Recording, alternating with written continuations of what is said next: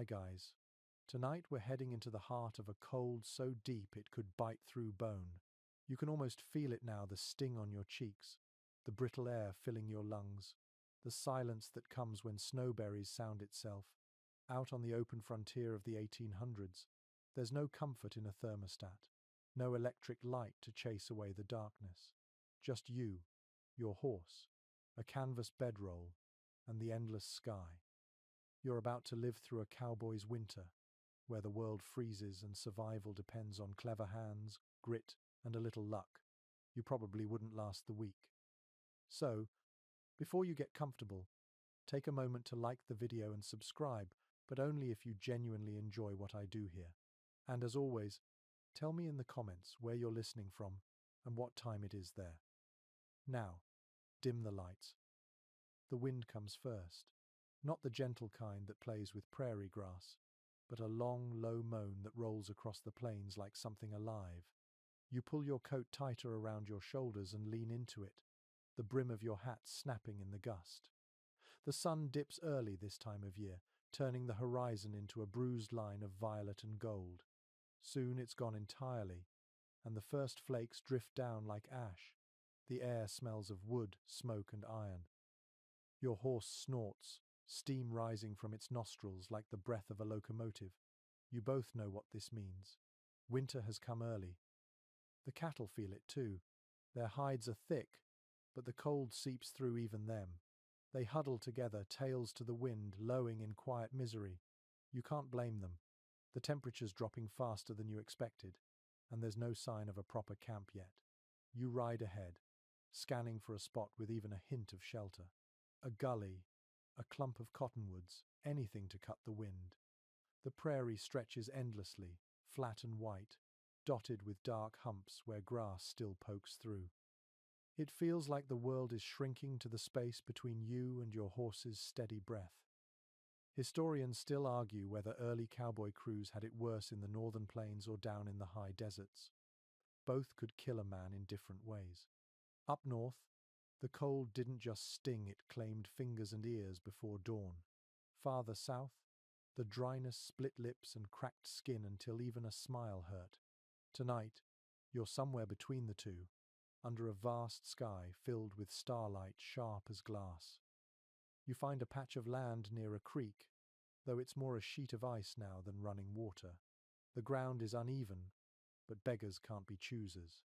You dismount, patting your horse's neck, and start gathering what little wood you can find. Dead branches, brittle as bones. Your fingers ache as you strike the flint. Once, twice, again. Finally, a spark catches, a curl of smoke, then the soft crackle of flame. The relief is almost physical. The firelight spills across your gloves and boots, glinting off the metal of your spurs. You hold your hands near it, feeling the skin tingle back to life. The others arrive slowly, faces half hidden in scarves, leading their mounts. One of them, old Walt, mutters something about this being just a taste of what's coming. He's been through more winters than most, and the way his eyes stay on the sky tells you he's not exaggerating. He claims he once saw snow so deep a cow could walk clean over a corral fence. You laugh softly, but the sound feels small in all that open space. As the night deepens, you wrap your blanket tighter, drawing it up to your chin. The stars shimmer like frost caught mid-air. Somewhere out there, coyotes cry, their howls carried thin and high across the plain. Your fire sputters and pops. You chew on a piece of jerky so hard it could double as boot leather, chasing it with a sip of coffee that tastes of smoke and metal. It's not much, but it's something. The warmth seeps slowly into your bones. There's a peculiar comfort in this kind of hardship. The world narrows down to simple truths: fire, food, shelter, companionship. You can't think about spring yet. Just the next hour, the next sunrise, the next time your hands thaw enough to work the reins again. The horse shifts behind you, restless. You murmur to it quietly, voice low and even. The rhythm of your words seems to calm it. Funny how talk can warm even when the air itself wants you gone. A quirky tidbit floats in your mind. One old ranch manual claimed cowboys could tell the exact temperature by how loud the snow squeaked under their boots. Supposedly, the higher the pitch, the colder the night. You test it now as you shift your feet, and sure enough, it's a sharp, quick chirp. Maybe it's nonsense, but maybe not. Out here, even small superstitions can feel like knowledge. The fire dies lower, but no one adds more wood. You're saving it. Each log is a treasure. You lie back, using your saddle as a pillow, the blanket pulled up over your face to trap your breath. The stars blur through the frost forming on your eyelashes. The wind has quieted for now, but you can hear it shifting far off, rolling across the land like a train that never stops. Somewhere in that half-awake place between thought and dream, you imagine the first cowhands who rode this country long before fences or towns, following cattle drives that stretched 1,000 miles. They saw the same stars, felt the same cold. They were young, reckless, and convinced they could outlast the land itself. Some did, many didn't. The prairie remembers them, even if no one else does. The embers pulse softly, red as a heartbeat. You curl tighter, listening to the faint creak of leather and the sigh of horses settling. You think of home if you even have one beyond this. Somewhere there's a bed, a stove, maybe someone waiting. But right now, all that feels like a dream from another life. The only thing that's real is the cold pressing down, heavy and endless, and the fragile heat you've stolen from it for just one more night. Tomorrow, you'll wake to white light and frozen air. You'll check the herd, patch what's broken, and keep moving. Because that's what cowboys do when the frost comes early. You survive. The wind has settled into a long, steady sigh across the plains, a sound so constant it begins to feel like part of your breathing. The world has turned to shades of blue and silver, the moonlight painting every snowdrift with a faint shimmer. Your fingers are stiff when you wake, curled against the frost-stiffened edge of your blanket. The fire has gone out. All that remains is a dark circle of ash and the faint smell of char. You sit up slowly, joints protesting, and look around. The other cowboys are already stirring, stamping their boots, wrapping scarves around faces roughened by cold. It is time to make camp properly. The storm that came through last night was only the first, and if you want to live through this winter, you'll need shelter. There are no barns out here, no cabins waiting. You work with what you have, the way cowboys always did. Canvas tarps, wagon boards, and logs scavenged from wind-fallen trees become your raw materials. You start with the lean-to, a makeshift wall to turn the wind aside. You dig snow down to hard ground, drive stakes, and stretch the canvas tight. The sound it makes in the wind is like a drum beat, low and patient. It is not much, but it breaks the gale. Historians still argue whether most cowboys preferred sleeping under the stars or under crude tents. Some say the hardiest refused any cover at all, claiming the open sky kept them honest. Others suggest that was just bravado for campfire talk. The truth likely sits somewhere in between, depending on the storm, the supply wagon, and the courage of the crew. You move slowly, fingers clumsy with cold, but the rhythm of work helps. Chop wood, drag brush, tie rope, hammer pegs. The air fills with the sharp, sweet smell of pine sap and sweat. Each breath comes out as a white cloud. The horses stand close, their tails flicking, steam rising from their coats. They seem to understand that this activity means safety, and their quiet presence steadies you. A quirky old trick comes to mind. Some cowhands used buffalo chips, the dried droppings of the great herds, as building material when trees were scarce. They'd pack the chips tight between wooden frames to create windproof walls. The smell was not pleasant, but when the blizzard screamed across the plains, that strange, earthy insulation could save a life. Tonight, you almost wish you had a pile of it handy. When the shelter is done, it looks like something between a tent and a burrow. You crawl inside to test it, your knees sinking into the packed dirt. The space is narrow but dry, and the wind dulls to a faint murmur outside. The canvas shifts slightly with every gust, creaking like an old ship. You can almost imagine you're below deck, drifting across a frozen sea. Walt pokes his head in and grins, the grey in his beard frosted white. "You might just live through this one," he says, voice hoarse. You nod, half amused, half exhausted. He leaves you to it, moving on to help the others lash down another tarp. The crew works with a quiet efficiency that comes only from necessity. No one talks much. The wind fills the silence. You set a small fire pit just outside the shelter, ringed with stones you dug from the frozen earth. The flames dance low, orange and steady. You warm a tin of beans, stirring with a stick, watching the steam twist upward. The taste is bland, but it fills you. Food feels different out here, less about pleasure, more about survival. You can almost taste the miles it took to get each bite. The sky begins to change. Clouds roll in from the west, low and thick. Snowflakes start to fall again, silent and determined. The horses shift uneasily, sensing what's coming. You tighten the guy ropes, pile a little more snow along the base of the shelter for insulation. The irony of using snow to fight snow is not lost on you. Some say cowboys of the northern plains were part engineer, part poet, part gambler. You believe it now. Building a camp in this wilderness feels like negotiating with nature itself, never conquering, only cooperating. You find yourself speaking softly to the land, thanking it for not taking you yet. Inside the lean-to, the firelight flickers against the canvas. The glow feels almost human, like company. You lie back on your bedroll, pulling your hat low over your eyes. Outside, the snow thickens, the flakes piling fast, muting every sound until it feels as though you are the last person left on Earth.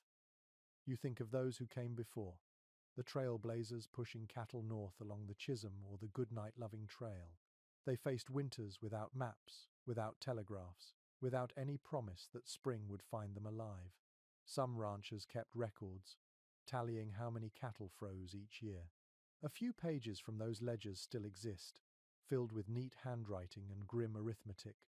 In one winter of the 1,880 seconds, entire herds vanished beneath snowdrifts taller than a man. Yet every spring new drovers took the same routes, as if the land's cruelty only sharpened its allure. You glance toward the horizon, barely visible through the snowfall. It's strange how beauty and danger blend here so completely. The cold sky gleams like metal, and every breath feels like inhaling tiny shards of glass. You pull the blanket closer, feeling it scratch against your chin. The horses have settled again. Their breathing is steady, a rhythm that seeps into your pulse. You can hear the creak of saddles, the occasional clink of a bridle chain. You whisper a few words to the night, not a prayer exactly, but close enough. Something about holding on, something about making it through till dawn. The fire burns low, the canvas rustles. Snow builds against the edges, sealing you in with its cold silence. You close your eyes and listen to your heartbeat echo inside your ears, slow and steady, matching the rhythm of the plains. Tomorrow you'll have to check the herd again. You'll walk through the drifts, find which cattle survived the night, fix fences that broke under ice. But for now, in this fragile cocoon of warmth, you let yourself drift. The world outside may be frozen, but inside this little pocket of flame and breath, life persists. And that is enough. Morning comes pale and hard, a thin ribbon of light sliding over the horizon. The cold does not lift, it only changes shape. The frost melts for a moment on your breath, then freezes again on your mustache. Your horse's mane is stiff with ice. Somewhere nearby, a cow bellows in distress, the sound flat and far away in the frozen air. You pull on your gloves, kick life into your boots, and begin the daily ritual that winter demands, keeping the herd alive. The first thing you learn out here is that cattle are stubborn but fragile. They may look strong, but their lungs freeze easily, and their hooves can crack if the ground stays icy too long. Most ranch records from the late 19th century mention this, how cowhands would spend entire days breaking ice on watering holes, just so the herd could drink. The work was endless. You swing an axe now, chipping through the crust of a frozen pond. Each strike sends up shards that catch the light like glass. The water below steams faintly, black and alive. Some drovers claimed that cattle could sense a coming storm hours before it arrived. They would start to bunch together, noses to the wind, tails flicking. Old ranch manuals advised paying attention to that behavior. Sometimes, the animals were a better barometer than the sky. You watch them now, the slow movement of dozens of shaggy backs rising and falling in rhythm, a living sea of patience. There's a trick you remember hearing about. When grass ran short, cowboys sometimes cut branches from cottonwoods and let the cattle gnaw the bark for nutrients. It sounds ridiculous, yet diaries from the period mention it with total seriousness. You test the idea yourself, tossing a few stripped twigs into the snow near the herd. To your surprise, one curious steer begins to chew, eyes half closed, steam puffing from its nostrils. Desperation makes ingenuity look like genius. The men move quietly around the herd, checking brands, counting heads. The cold steals voices, turning speech into breathy murmurs. You see Walt at the edge of the group, hunched under his coat, rope coiled in one gloved hand. He waves you over and points to a cow limping badly. Its leg is stiff, likely injured, crossing a hidden ditch under the snow. You kneel to look. The animal's eyes are dull, rimmed with frost. You can't do much beyond clear the ice and coax it toward the rest. In this weather, even small wounds become fatal if ignored. Accounts from that era often describe how entire herds could be lost overnight. A single blizzard could turn the open prairie into a white graveyard. One Wyoming rancher in 1886 wrote that his cattle stood frozen like statues, facing the wind, snow-caked over their nostrils. The image stays with you as you move through your own herd. Every lowing breath sounds like a prayer against stillness. Some cowboys believed singing calmed the cattle, that the steady rhythm of a human voice kept them from panicking during storms. You hum softly, a simple tune carried by the wind. The herd stirs but stays calm. Maybe it works. Maybe it's just something you tell yourself to feel less helpless. No one can quite agree if it truly mattered, but almost every drover you've met swears they've seen it work.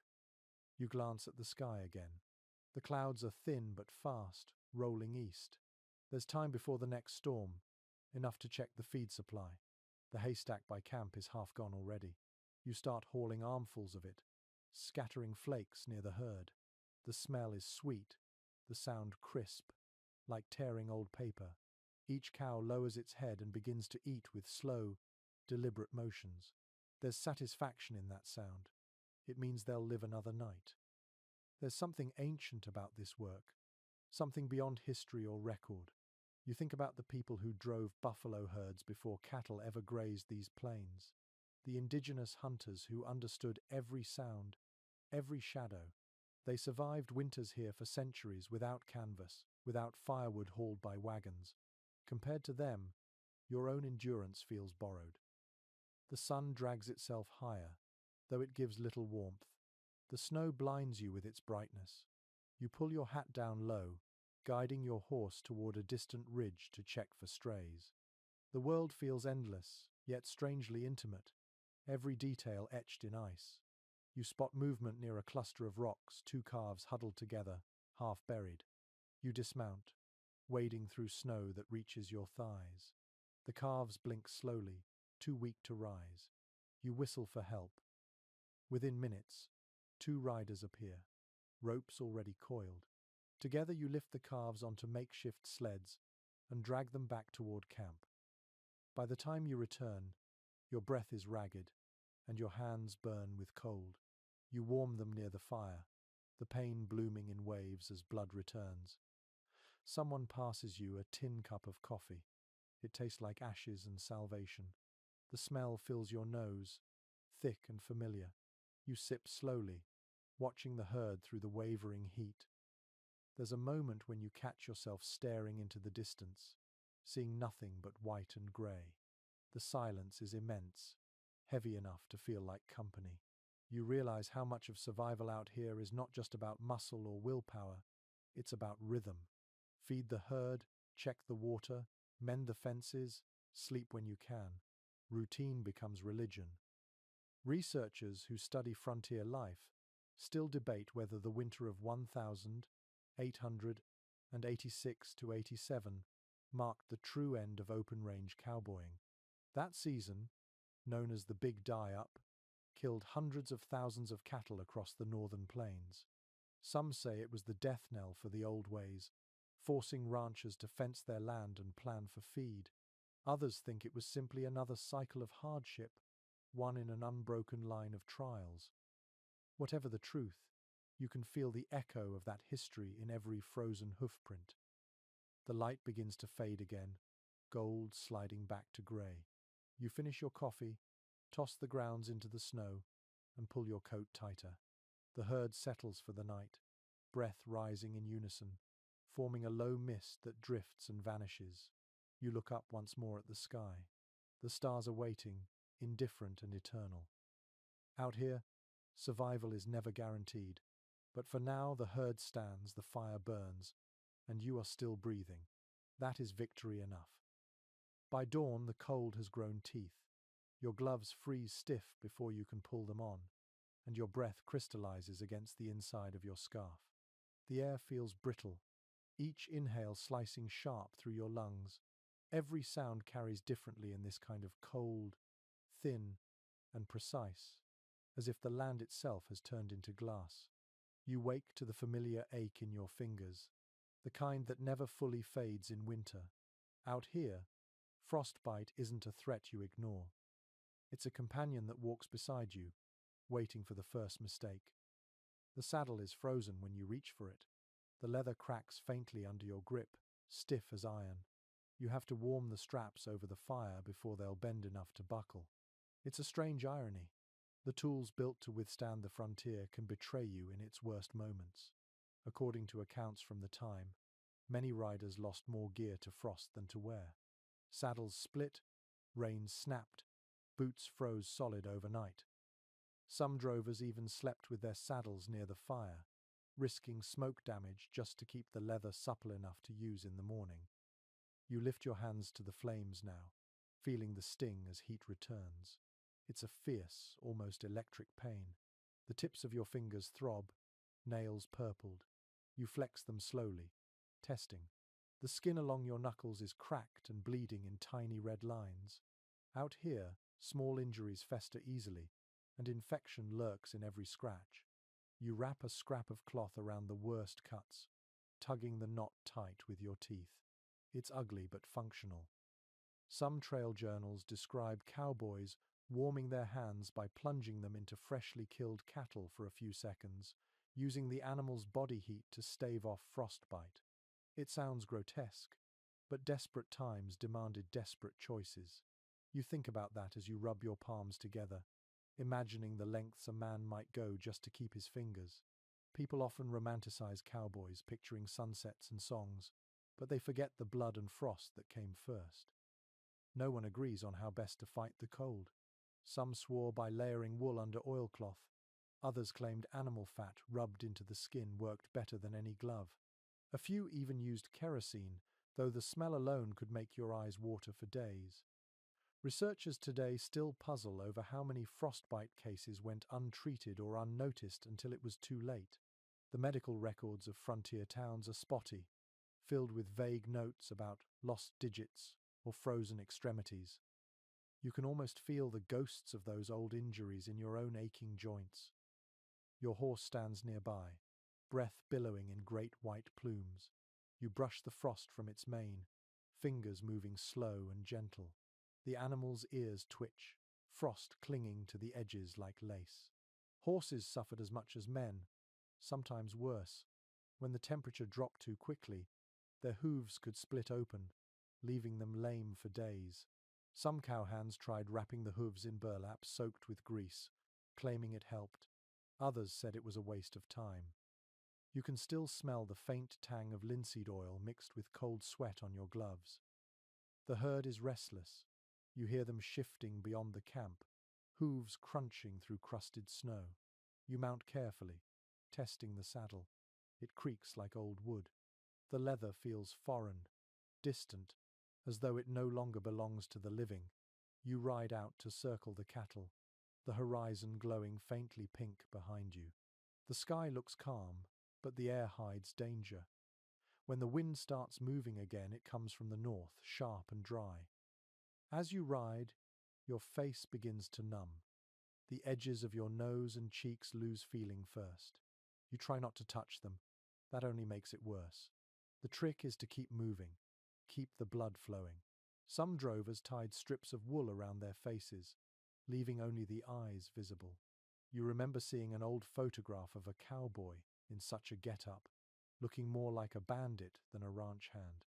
You wonder if that man lived through the season. You stop near the creek bed to water your horse. The surface is frozen, but you break through with the heel of your boot. The sound echoes across the still air, a single sharp crack. Beneath, dark water glints faintly. You let the horse drink, then cup your hands to splash some on your own face. The shock is immediate, biting. It feels like knives. Yet for a brief moment, it wakes you up completely, cutting through the fog of exhaustion. A shadow crosses the snow, a hawk gliding silently overhead. Its wings catch the first light of day, bright as metal. You watch it soar, unbothered by the cold. It's strange how the animals seem better suited for this life than the humans who pretend to control them. You think of all the men who froze in these plains, their stories buried beneath snowdrifts and time. Nature remembers them quietly. When you ride back toward camp, the sun is higher but offers no warmth. The men are gathered around the fire, rubbing their hands, stamping their feet. Walt holds up a piece of his saddle skirt, the leather split clean through. He curses softly, shaking his head. "She's done for," he mutters. You lend him your awl and some sinew thread, watching as he begins to stitch. The act feels almost ceremonial, the ancient art of mending something that will break again soon enough. Frontier records show that cowboys spent as much time repairing as they did riding. Saddles, boots, gloves, everything was patched and reused until it fell apart for good. You think about how that rhythm of fixing and enduring became part of the cowboy identity, a kind of quiet defiance against decay. There's pride in keeping something alive past its time, even if it's only a piece of leather. The fire crackles softly. Smoke drifts upward, carrying the scent of coffee and scorched wool. You warm your hands again, watching the flames reflect in the iron pot. Around you, the world remains white and silent, a frozen cathedral. The wind hums low, like a warning whispered through miles of emptiness. You flex your fingers once more, grateful for the faint ache that means they're still yours. Tomorrow there will be more ice to break, more leather to mend, more nights to outlast. For now, you sit close to the fire, tracing the lines on your palms, as if reading a map back to warmth. Out here, survival isn't heroism, it's habit. Night comes softly, not with thunder but with a slow surrender of light. The last streaks of pink fade into a deep cobalt sky, and one by one, the stars appear, cold and sharp as pins. You crouch near the campfire, feeding it small sticks, listening to the crackle as they catch. The warmth is a fragile comfort, but it feels like home after a day spent in frozen silence. The flames dance against the backdrop of snow, painting brief flickers of orange on your boots. You stretch your hands toward the heat, palms tingling, and glance around at the rest of the crew. Firelight has a way of softening faces. The men look older, gentler somehow, their eyes reflecting the glow like amber glass.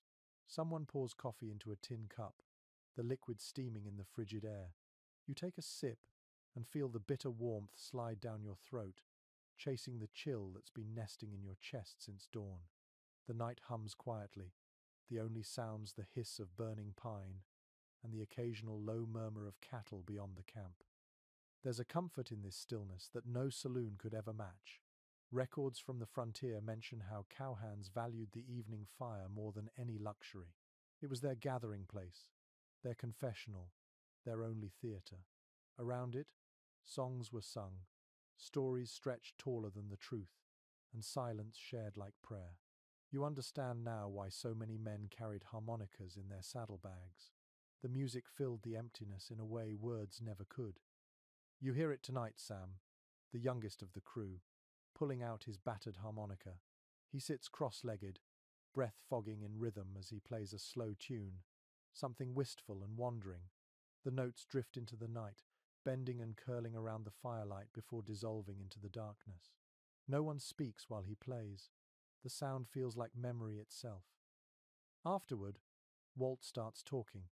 He tells a story about a winter storm he survived years ago, the kind that buried horses where they stood. He claims he once had to burn a wagon wheel to stay alive. Everyone laughs, though not because it's funny. It's the kind of laugh that comes from recognizing your own fear in someone else's tale. In letters from old trail hands, evenings like this were often described as sacred pauses between suffering. During the day, the body works until it's numb. At night, the mind wanders just enough to remember it's human. You lean back, letting the warmth lick your face, the smoke curling past your hat brim. Your eyelids grow heavy, the crackle of fire almost hypnotic. An odd bit of frontier lore comes to mind. Some cowboys used to believe that if you stared into the flames long enough, you could see shapes of people you'd lost, faces flickering just beyond the light. Maybe it's the exhaustion, or the way shadows move, but you think you glimpse something for a second, a silhouette bending toward the fire, smiling. You blink, and it's gone. The air smells of wood smoke, coffee, and wet wool. The combination is oddly pleasant, grounding you in the moment. You pull your blanket tighter and glance toward the edge of the light. There, the horses stand still, outlined in silver moonlight. Their tails flick slowly, their breath rising in gentle plumes. Every so often one shifts its weight, the sound of snow crunching faintly beneath its hooves. No one can quite agree whether cowboys feared the dark. Some said they trusted it, finding comfort in its vastness. Others admitted it was the hardest part of frontier life, the endless black pressing against your small circle of light. Out here, the stars feel close enough to touch, yet the space between them feels infinite. You understand both kinds of fear. Sam breaks the silence again. "Think it'll snow tonight?" he asks. Walt snorts softly. "It always snows when you say that." The old man tosses another log on the fire, sparks flying upward like tiny comets. "Best not to tempt it," someone mutters. A few chuckle, then fall quiet again. You find yourself smiling despite the fatigue. The warmth from the fire fades quickly the moment you step away. You walk a short distance from camp, boots crunching over the frost. The night is still, save for the occasional groan of ice settling. Overhead, the Milky Way spills like white dust across the heavens. You stop and tilt your head back, feeling small in the best possible way. For all its brutality, the frontier has its moments of beauty that steal your breath more than the cold ever could. When you return to the fire, most of the crew are already lying down, blankets drawn tight, hats pulled low. You take your spot beside your saddle, which doubles as a pillow, and wrap yourself snugly. The fire crackles low, embers glowing deep red. You stare at them until your eyes begin to blur. Researchers today often note how those campfire gatherings shaped cowboy culture more than any ranch or trail ever did. They created a kind of unwritten brotherhood, built from shared silence and mutual survival. You feel that bond now, subtle but certain. Out here, no one pretends to be invincible. You rely on each other even when words are scarce. A stray spark lands on your coat, and you brush it away gently. The air has that heavy stillness that comes before more snow. You pull your blanket up to your chin, feeling the faint vibration of snoring nearby, the rhythmic sigh of men too tired to dream. The last thought you have before sleep takes you is simple. The fire will die by morning, but you'll build it again. You always do. And maybe that's the truest definition of endurance, the quiet promise to relight the flame, no matter how often the night returns. When morning comes, the fire has burned down to a few glowing coals, and the air bites harder than ever. You pull yourself from the blanket, joints stiff and breath ragged, knowing the day's work begins with an empty stomach. The sky is pale and washed out, like the color has frozen out of it. Somewhere nearby, a pan clatters, and the smell of beans mingles with smoke. Breakfast is calling, though calling it breakfast feels generous. Food out here isn't about taste. It's about heat and fuel, about convincing your body to keep moving when it would rather give up. Most ranch records from the late 1800s describe the same staples: beans, biscuits, salt pork, and coffee strong enough to wake the dead. Eggs and fresh bread were luxuries, usually gone within the first week of a long drive. You scoop a spoonful of beans from the pot, the metal burning your fingers through your gloves. The beans are soft and smoky, flavored faintly by last night's firewood. You chase them with a sip of bitter coffee and a bite of biscuit that feels closer to stone than bread. An old cowboy saying claimed that cold beans taste like courage. You're not sure if that was meant as pride or apology, but this morning it feels true. The food is rough, the coffee harsh, yet both carry the comfort of familiarity. Each bite reminds you that you're still alive, still moving through this frozen wilderness. It's strange how food becomes memory out here. Letters from drovers often mentioned particular meals, not because they were good, but because they marked moments of warmth in a season of cold. One man wrote of baking biscuits on a shovel when his pan cracked from frost. Another described melting snow for water and flavoring it with bacon grease, claiming it was the best soup he ever had. You think of those stories as you chew, smiling faintly. It helps to know others endured the same indignities and found humor in them. Sam is tending the fire, coaxing the flames higher. The pot rattles as he stirs what's left. "We're running low on salt pork," he says. Walt looks up from his tin cup. "Stretch it with beans," he answers, as if that solves everything. You chuckle softly, the sound swallowed by the wind. The wind, always the wind. It sneaks through every layer of clothing, finding skin you thought was covered. You huddle closer to the flames, watching the coffee boil over in a hiss of steam. The smell is sharp, comforting in its own bitter way. Someone mentions the coming snowstorm. The talk fades quickly after that. Everyone's thinking about the same thing: how much wood is left, how many days the rations will last, and whether the herd can survive another week without losing weight. You remember reading that cowhands sometimes used dried beef fat as candles when oil ran out. They'd carve a wick from twisted cloth and let it burn, filling the tent with a thick, greasy smell. It wasn't pleasant, but it kept the dark at bay. You look at the shrinking pile of supplies and wonder if you'll have to try that trick before spring returns.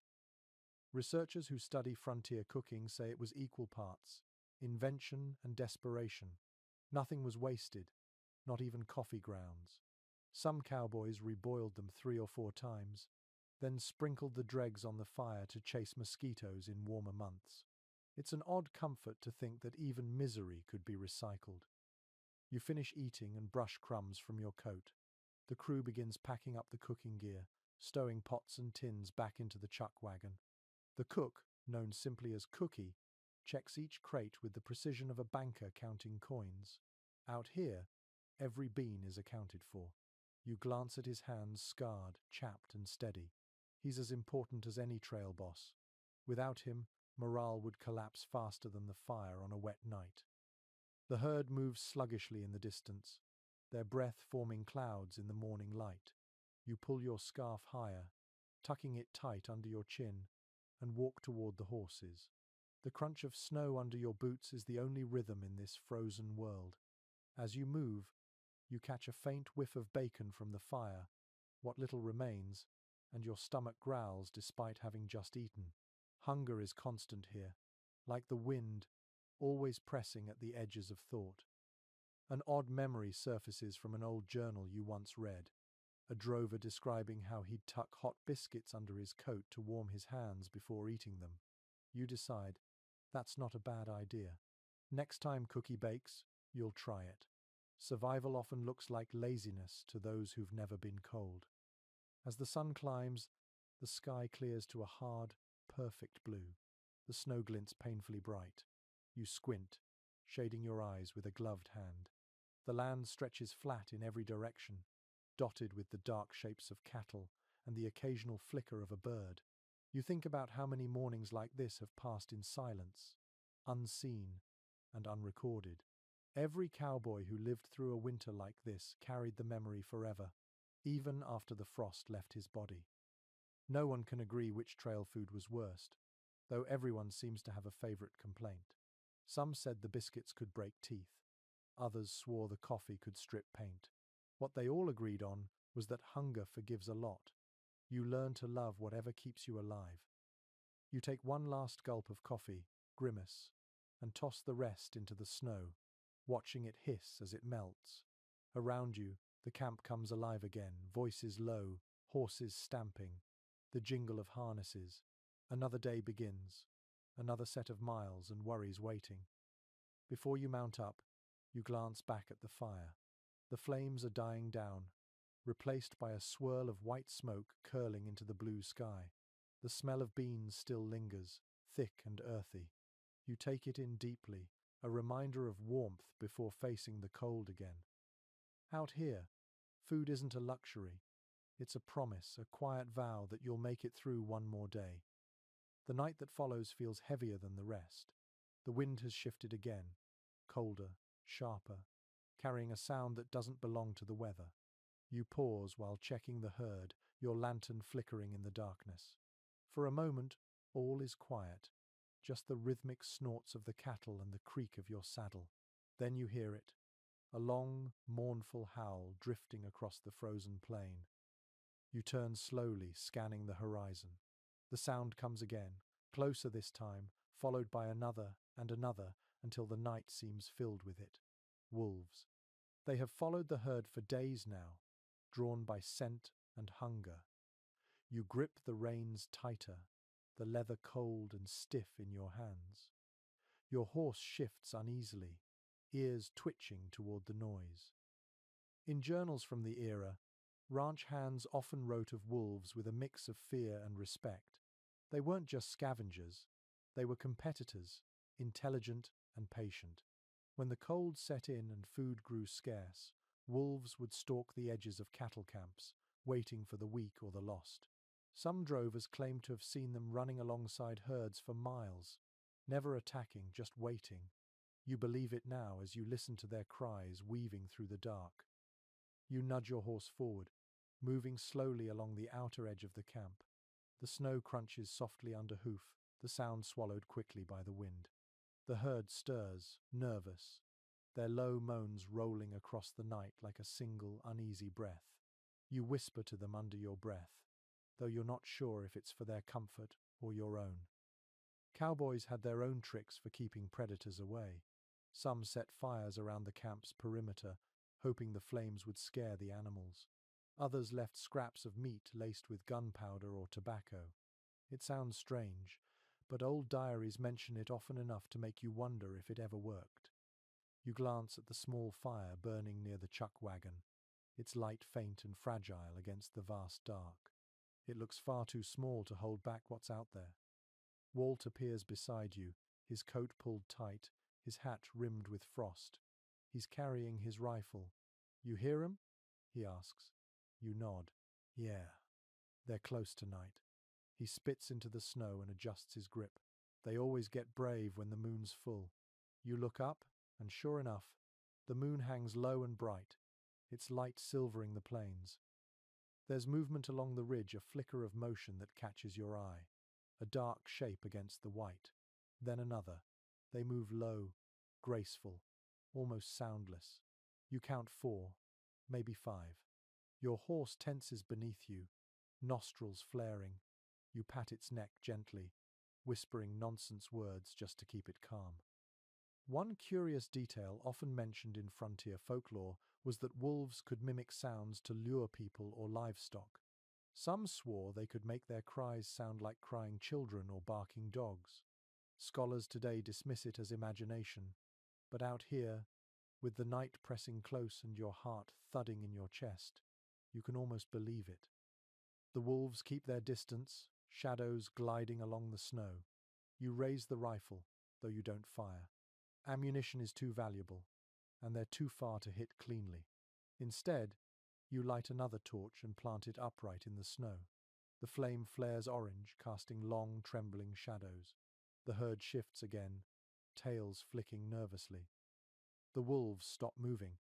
Their eyes catch the light, twin sparks glinting in the dark. For a long moment, no one moves. You can hear the faint whine of wind between the rocks, the soft creak of saddle leather, and beneath it all, the quiet pulse of fear. Then, as suddenly as they appeared, the wolves turn and vanish into the black. You lower the rifle, exhaling slowly. Walt gives a low grunt. "They'll be back," he says. "They always come back." You nod. You know he's right. You've seen enough winters to understand that hunger is patient. You ride a slow loop around the herd before returning to camp. The fire has burned low, casting a weak glow over the men curled in their blankets. You add another log, watch the sparks drift upward and fade into the sky. The smell of smoke mixes with the scent of leather and cold metal. You listen for another howl, but the plains are quiet now. Too quiet. According to one old ranch account, cowboys sometimes named the wolves that haunted their trails, treating them almost like neighbors. One man wrote of a scarred gray he called Ghost, who followed his drives for 3 years without ever attacking. You wonder if that's the same kind of creature out there now, watching from the dark. Maybe it's not malice that drives them, just survival. You sit by the fire for a while, rifle across your knees, eyes fixed on the distant ridge. The stars above shimmer like frost caught mid-air. Somewhere beyond your sight, life moves quietly through the snow wolves, deer, maybe even another band of riders. You think about how all of you, man and beast alike, are just trying to make it through the same merciless winter. The fire crackles. The cattle murmur softly in their sleep. The wind carries a faint scent of pine and smoke. You close your eyes for a moment, letting the heat soak into your frozen skin. When you open them again, the ridge is empty, the night still. Predators come and go, storms rise and pass, but the fire endures. It always does. The days begin to blend together now, the light barely changing between dawn and dusk. Each morning feels like a continuation of the same frozen breath. You wake to the sound of hooves shifting, the groan of ice beneath the horses, and the low hum of wind crawling across the plains. The cold is constant, but it's not what eats at you most. It's the silence. Out here, there are no towns nearby, no laughter echoing off saloon walls, no distant church bells. Just the creak of leather, the hiss of wind, and your own thoughts moving in slow circles. The frontier can strip a man clean of noise until only his heartbeat is left. It's strange how the absence of sound can be louder than any gunfire. In letters written by cowhands of the late 1800s, loneliness was often mentioned as the hardest part of wintering on the range. One wrote that the silence pressed upon the ears like a weight. Another described talking to his horse for days simply to hear his own voice. You understand that now. You've caught yourself muttering at the coffee pot, at your boots, at the stars, anything to feel less invisible. There's a strange comfort in routine. You check the herd, mend fences, haul firewood, and return to camp. Each action predictable, almost meditative. You begin to lose track of time. A week feels like a day feels like forever. You try to remember the last time you heard laughter that wasn't swallowed by wind. You can't. Some cowboys carried small notebooks to fight off the silence, scribbling down songs, thoughts, or half-remembered poems. You've started doing the same, though your writing is clumsy and the ink freezes half the time. Still, the act feels necessary. The words give shape to something that might otherwise disappear. One odd practice you recall reading about was how cowhands sometimes carved their initials into frozen riverbanks, claiming it was a way to prove they hadn't vanished. You've begun to understand that urge too. There's something about the endless snow that makes you want to leave a mark, however small. You press your hand briefly into the frost near your fire, leaving a print that melts almost immediately. Still, it's proof you existed in this moment. The others feel it as well. Conversation has thinned to murmurs. Walt sits by the fire most evenings, staring into the flames with a look that drifts far beyond their reach. Sam hums to himself while patching his gloves, the same tune repeating until it's barely music anymore. Even the horses seem quieter, their movements slower, more deliberate. It's as though the entire world has agreed to speak only in whispers. No one can fully agree what kind of loneliness the frontier created. Some historians say it made men resilient, carving strength from isolation. Others argue it hollowed them out, leaving them unable to settle even after they returned home. Maybe both are true. You can feel that duality inside you, something hardening, something softening at the same time. You try to remember faces from before this life, but they blur easily. The memory of warmth becomes slippery. You think of a woman once, her laughter bright as summer, but even that sound fades before you can grasp it. Out here, memory and imagination start to share a single outline. That night, after the chores are done, you sit a little apart from the others. The fire flickers low, sparks twisting upward into the dark. You take out your small notebook and begin to write, though you don't know what to say. The pencil trembles in your fingers. You write about the stars, about the silence, about the feeling of being both nowhere and everywhere at once. You write that the wind sounds like a song with no words.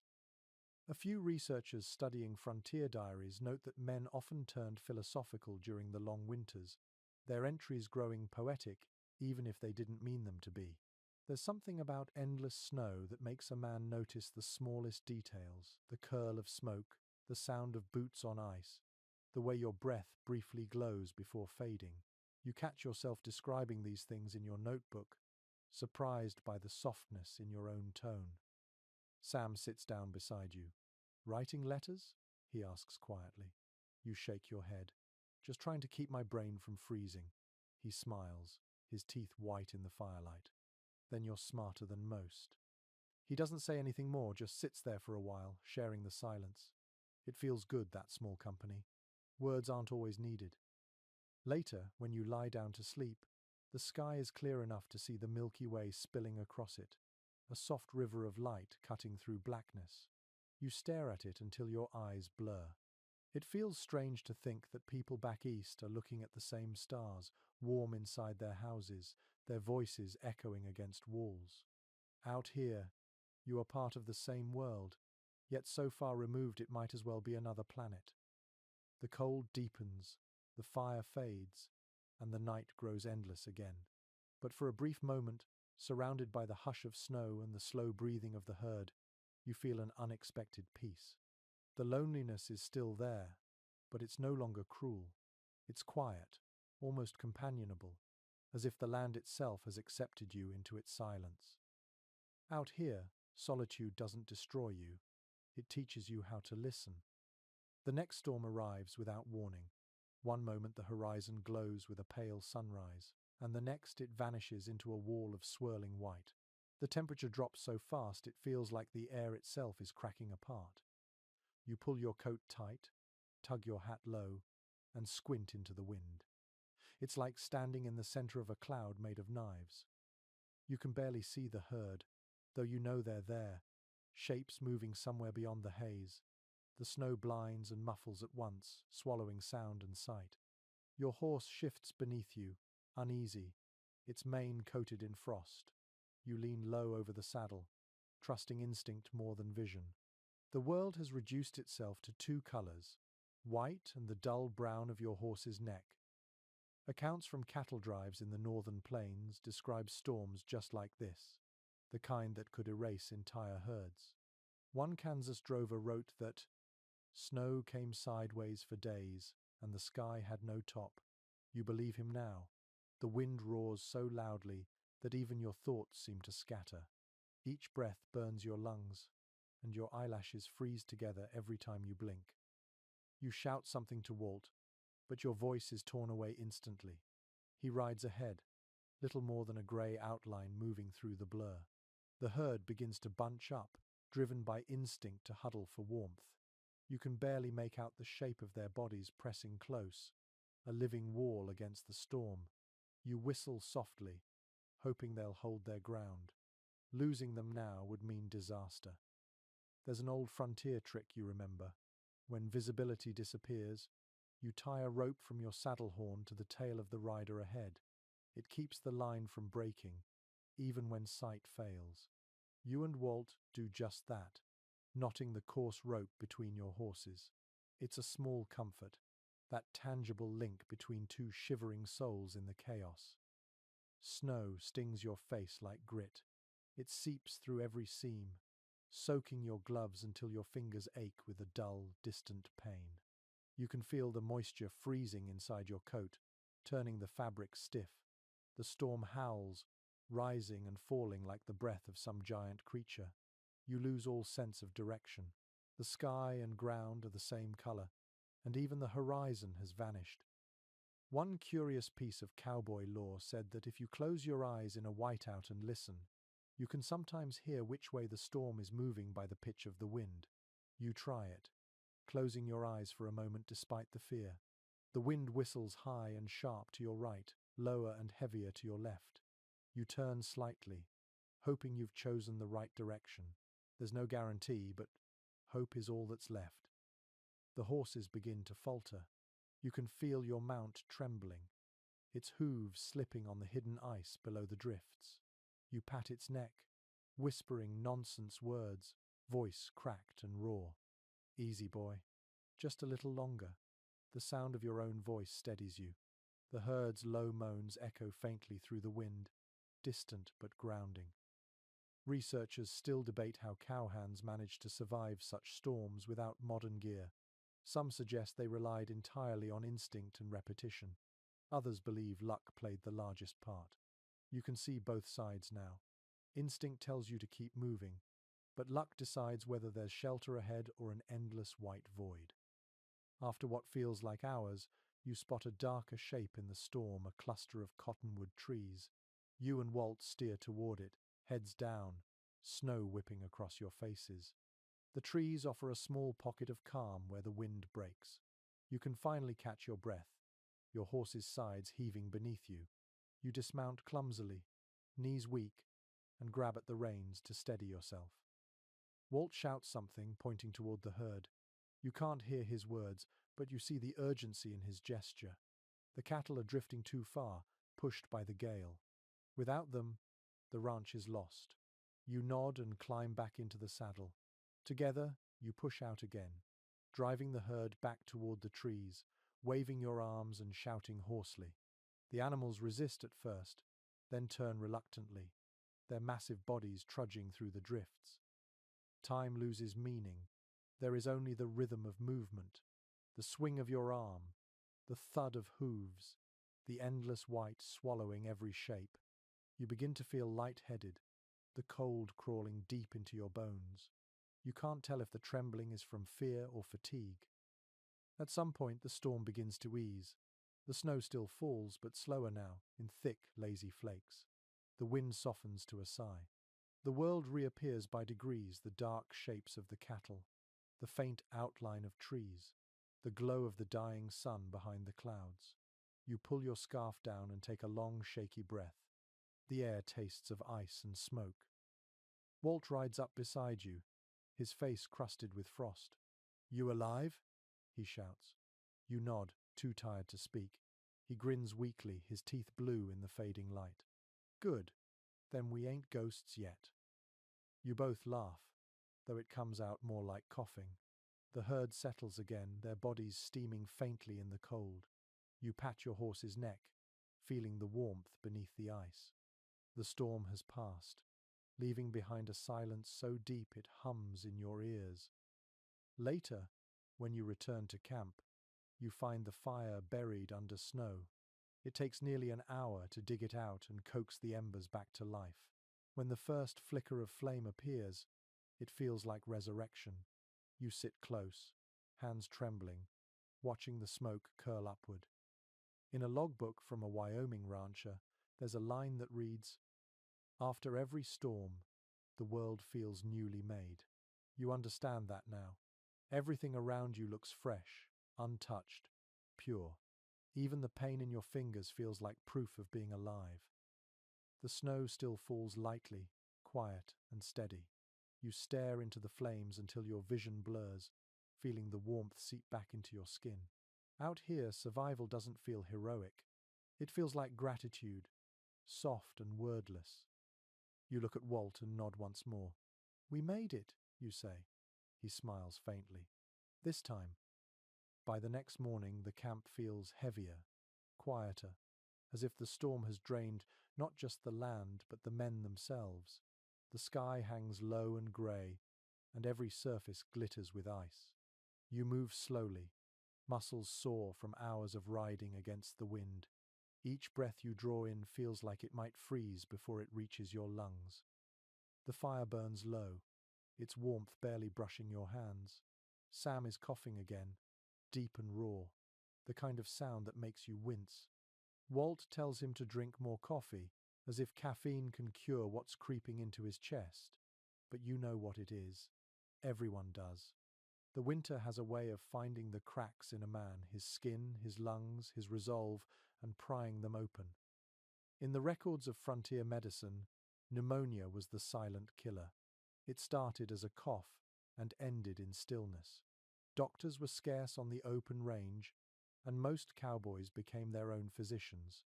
You reach into the supply box, pulling out a small pouch of herbs wrapped in cloth.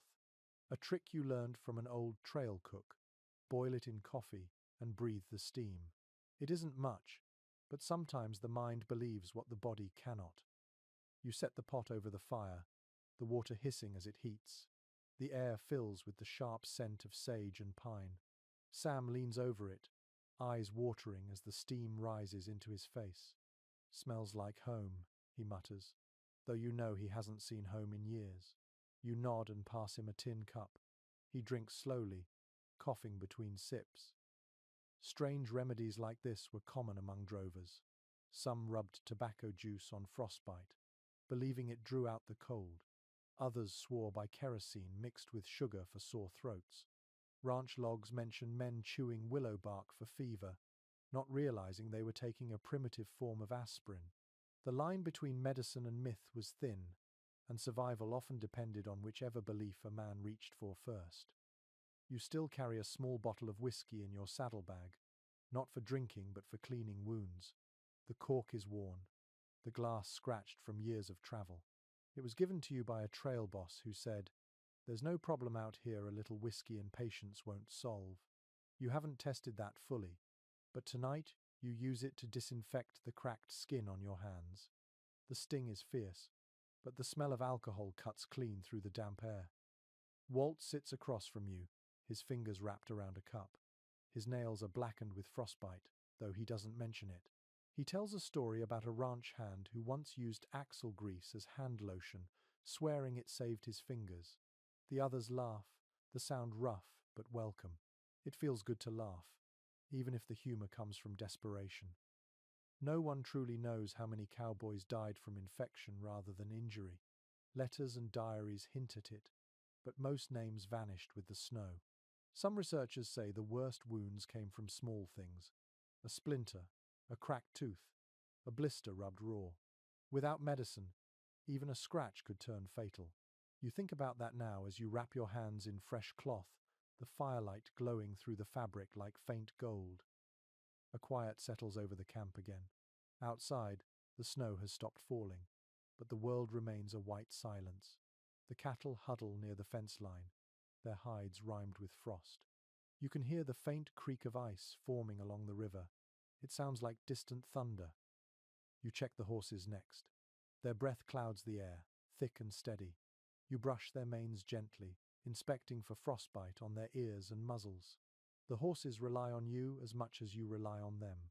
Their strength is your survival, and caring for them becomes a ritual, almost sacred. A curious detail from one ranch diary lingers in your mind: a cowboy who claimed to cure horse colic by whispering prayers and rubbing salt on the animal's chest. Whether it worked or not, he swore it calmed both him and the horse.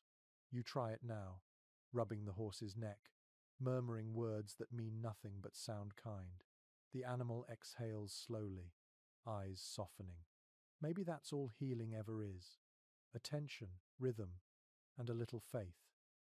Inside the tent, Sam has drifted into uneasy sleep, his breathing shallow but steady. Walt leans back, staring at the fire. "We could use a doctor," he says quietly. You nod, though you both know none will come. The nearest town is hundreds of miles away, and even if someone rode now, the trails are buried. The only medicine you have is endurance.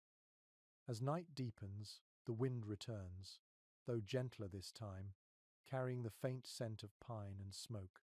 You pour the last of the coffee and stare into the cup, watching the surface tremble. The warmth seeps into your hands, soothing the sting of cracked skin. There's something humbling about realizing how fragile the body really is. Out here, you start to respect your own heartbeat the way others might respect a church bell. Every breath feels earned. Every cough from Sam feels like a warning. You think of stories told around campfires, how some drovers believed the plains could heal or kill depending on whether they liked you. Maybe that's why men talk to the land as if it listened. You whisper a few words into the night yourself. Not quite prayer, not quite wish, just gratitude for one more evening alive. The fire flares softly, throwing light against the canvas walls. You settle down beside it, the warmth lapping at your face. Outside, the stars shimmer faintly through a veil of ice crystals.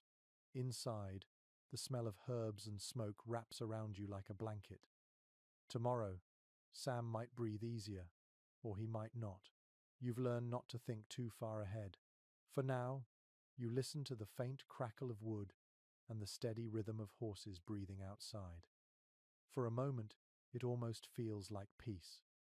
The horses wake before you do. Their soft snorts ripple through the dawn, followed by the sound of hooves shifting on the frozen ground.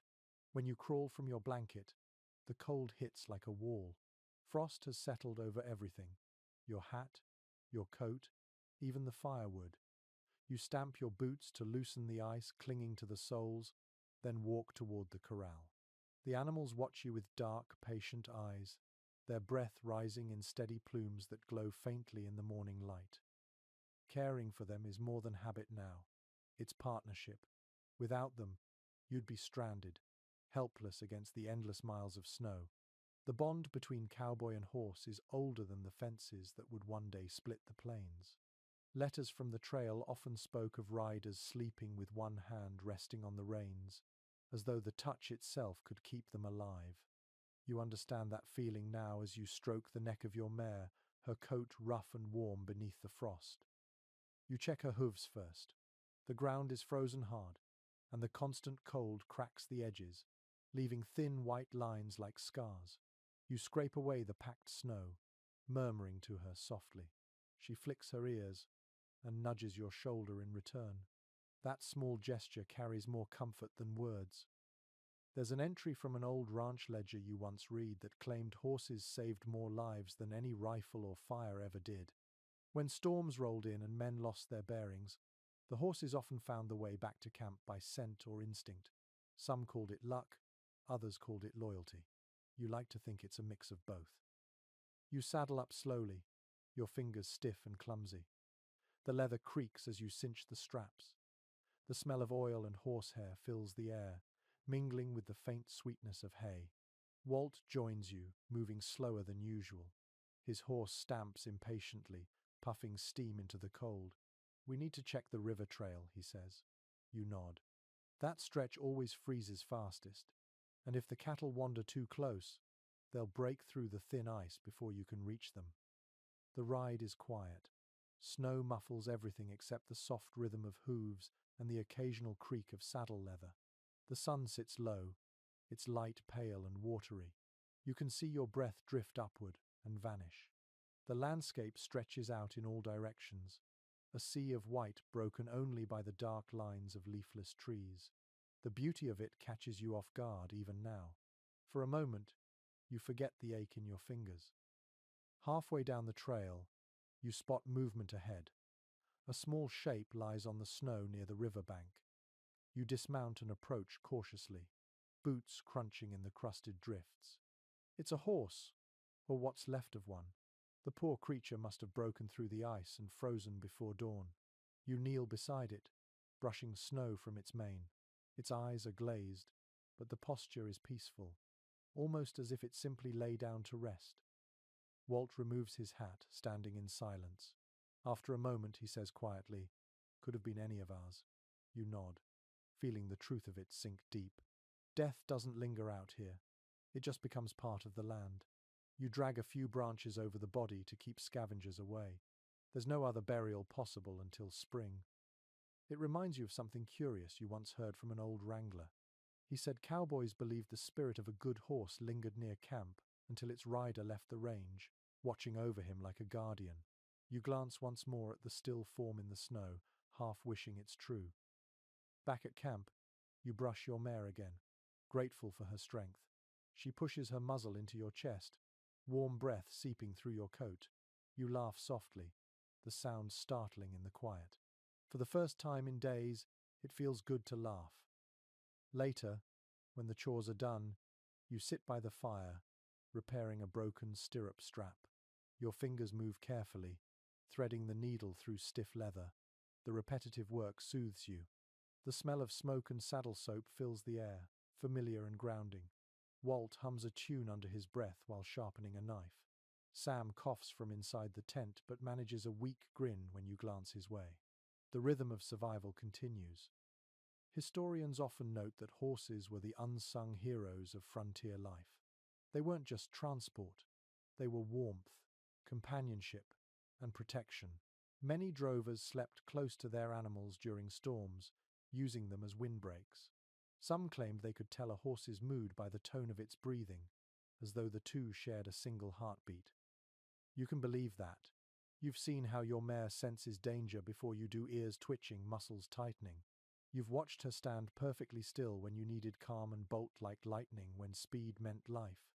The connection feels almost sacred, built from trust rather than ownership. When night falls, you sit near the corral for a while, watching the horses shift in the moonlight. Their silhouettes move slowly against the white ground, tails flicking, heads dipping. The stars above seem endless, stretching across the sky like spilled salt. You find yourself tracing constellations you half remember from childhood, naming them softly to your horse. There's a quiet debate among those who study cowboy life about whether men grew fonder of their horses than of other people. Some think it was loneliness. Others believe it was mutual respect born from necessity. You can't say which is right, but you know that when you look into your mare's eyes, you see understanding there, a kind of wordless loyalty that feels deeper than friendship.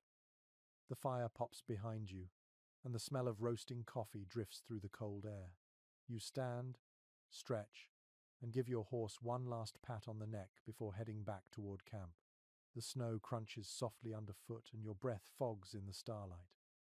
When you crawl into your blanket, the horses are still moving gently in the distance, their breathing slow and steady. That sound alone is enough to lull you to sleep. Out here, it's proof that something still lives, still endures, even when the world feels frozen in place.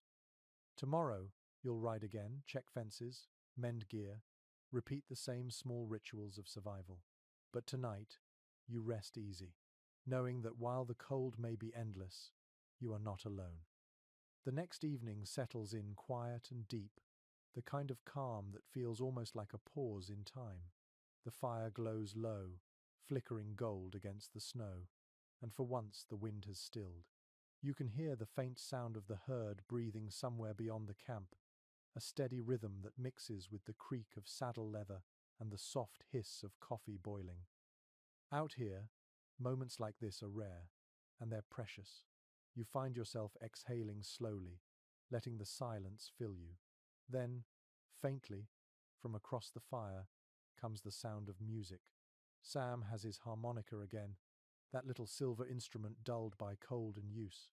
The first notes drift into the night like smoke, thin and haunting. You feel them more than you hear them. There's something magical about how music sounds in the open air. Old ranch journals often mentioned that even the simplest tune could keep men sane through a long winter. Without towns, without families, songs became anchors, small proof that beauty still existed beyond survival. Some drovers kept harmonicas, others whittled flutes or played fiddles made from scrap wood. The melodies were never perfect, but they were honest. Sam's tune tonight is slow and low, the kind of song that feels half prayer, half lullaby. The sound stretches out over the snow, echoing back faintly from the hills. You close your eyes for a moment, feeling it pulse through you like warmth from the inside. When he stops, the silence that follows feels heavier than before, yet somehow softer too. Then Walt clears his throat and starts talking. He's telling one of his stories again, that familiar, gravel-edged voice carrying just enough humor to keep the cold away. He talks about a time he rode 3 days without food, living off a single can of beans and a handful of coffee grounds. The men laugh quietly, shaking their heads. You've all lived through versions of that story, but it feels good to hear it aloud. There's a comfort in these little gatherings, in the ritual of talking once the day's labor is done. Historians note that cowboy camps often revolved around their evening circles, where men shared tales, sang, or wrote letters by firelight. It wasn't entertainment so much as survival of the spirit. The firelight became their parlor, the open air their living room. Someone passes around a tin of tobacco, and the smell mingles with wood smoke. You take a small pinch, more out of habit than need. The taste is bitter, sharp, familiar. It reminds you of home, though you're not even sure what home means anymore. Maybe it's this: a group of tired men, a fire, a song, and the quiet understanding that no one needs to explain themselves. An odd story surfaces in your memory about a cowboy who claimed his harmonica once saved him from a gunfight. He said he started playing out of nerves, and the other man began singing along instead of shooting. Whether it happened or not, it feels true in a place like this, where the line between danger and kindness is so thin. After the laughter fades, someone digs into a coat pocket and pulls out a folded letter. "From my sister," he says softly. His hands tremble as he opens it. The rest of you look away politely, giving him that small space. Mail is rare out here, and a single sheet of paper can feel like gold.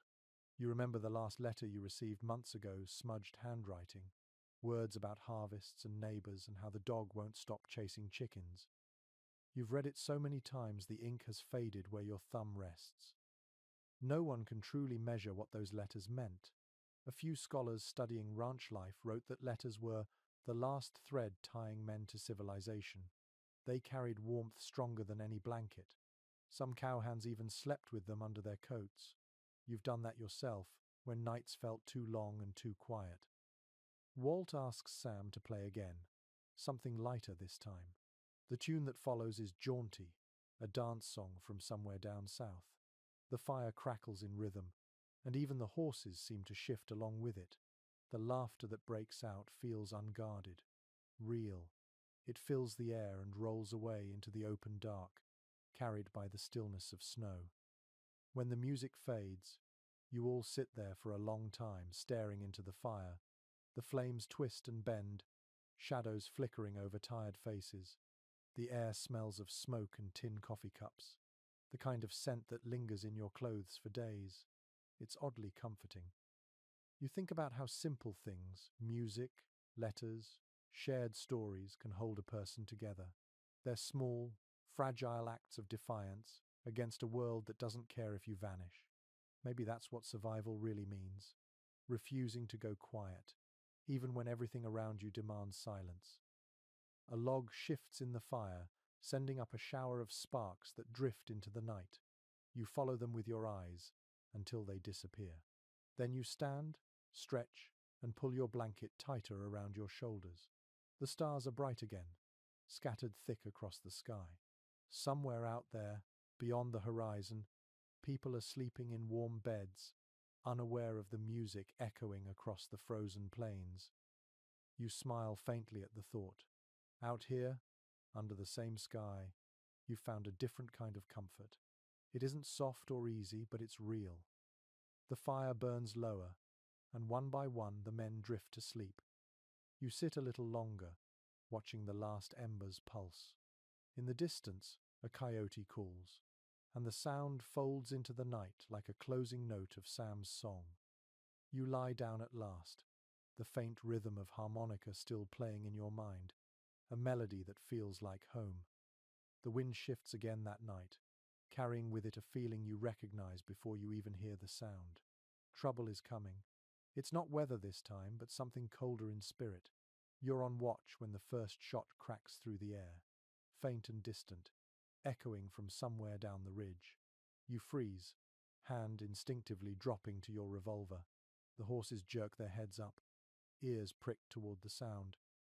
Outlaws, rustlers, the kind of men who wait for deep winter because they know desperation makes ranches weak. It's an old danger, as much a part of the frontier as the storms themselves. Ranch ledgers from that era mention entire herds disappearing in a single night, stolen while cowhands slept or chased by riders cloaked in snow. Some say rustlers were ghosts of the range, appearing out of nowhere and vanishing just as fast. Tonight, the myth feels real. You wake Walt and Sam quietly. No one wastes words. Every sound carries in this kind of stillness. The fire's glow fades as you kick snow over it, darkening the camp. You pull your scarf up over your mouth, your breath quick against the fabric. The moon is bright enough to paint the snow silver, just bright enough to make targets of you all. Walt points toward the north fence line. You can see faint movement there, a cluster of shapes barely visible against the drifts. Your pulse quickens. They move like shadows, careful and deliberate. Whoever they know what they're doing. One detail from a trail diary surfaces in your mind. A ranch hand describing how rustlers used the sound of wind to mask their approach, waiting until the cattle turned restive before striking. The trick was to move slow enough that the herd thought it was just the night breathing. You watch the shapes move in that same rhythm now, so quiet you can barely tell men from snow. Walt gives you a look, the kind that says everything words can't. You nod once. You move wide, circling toward the creek, boots sinking into the powder. The snow squeaks underfoot, each sound painfully loud in your ears. You grip your revolver tight, thumb resting on the hammer. The cold metal bites into your skin. Closer now, you can make out horses. 3 of them, maybe 4. The riders wear dark coats, faces hidden by scarves. They're working quick, cutting the fence and coaxing the nearest cattle through the gap. You feel your heartbeat in your fingertips. There's an old superstition among cowboys that firing first in winter brings bad luck, that the cold remembers violence.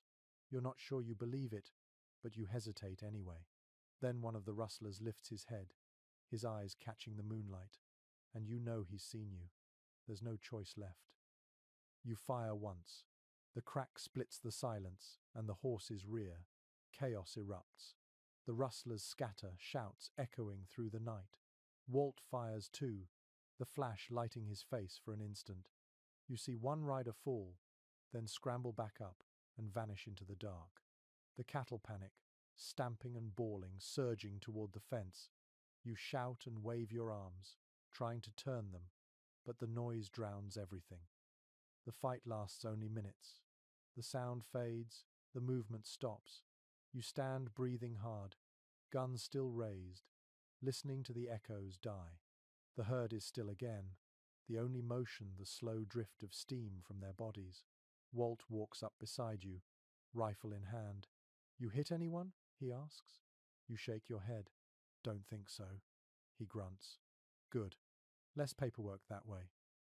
You both laugh quietly, though it's not humor so much as exhaustion. The danger's past for now, but the fence is torn and 2 steers are missing. You'll find them tomorrow if you're lucky. If not, they're gone for good. Researchers who study the frontier's criminal past still argue about what drove rustlers most, greed or survival. Some were desperate ranch hands who lost their own herds to storms. Others were wanderers chasing the illusion of easy money. Out here, the line between outlaw and cowboy was sometimes just one bad winter wide. You kneel to inspect the broken wire, your gloves catching on the sharp edges. The moonlight glints on the metal, each strand a fragile barrier between order and chaos. You tie it back together as best you can, your fingers numb. Walt stands guard, eyes on the ridge. Neither of you speak. By the time you return to camp, the fire is almost out. Sam's awake, pale and coughing, but alert enough to hold your horse while you dismount. Was it them? He asks. You nod. Rustlers. They're gone now. He spits into the snow. Always are. You pour coffee into a cup, the steam curling upward in the cold air. The first sip burns your tongue, but you welcome the pain. It feels alive. Around you, the camp settles again, the sounds of fear replaced by the ordinary noises of wind and wood.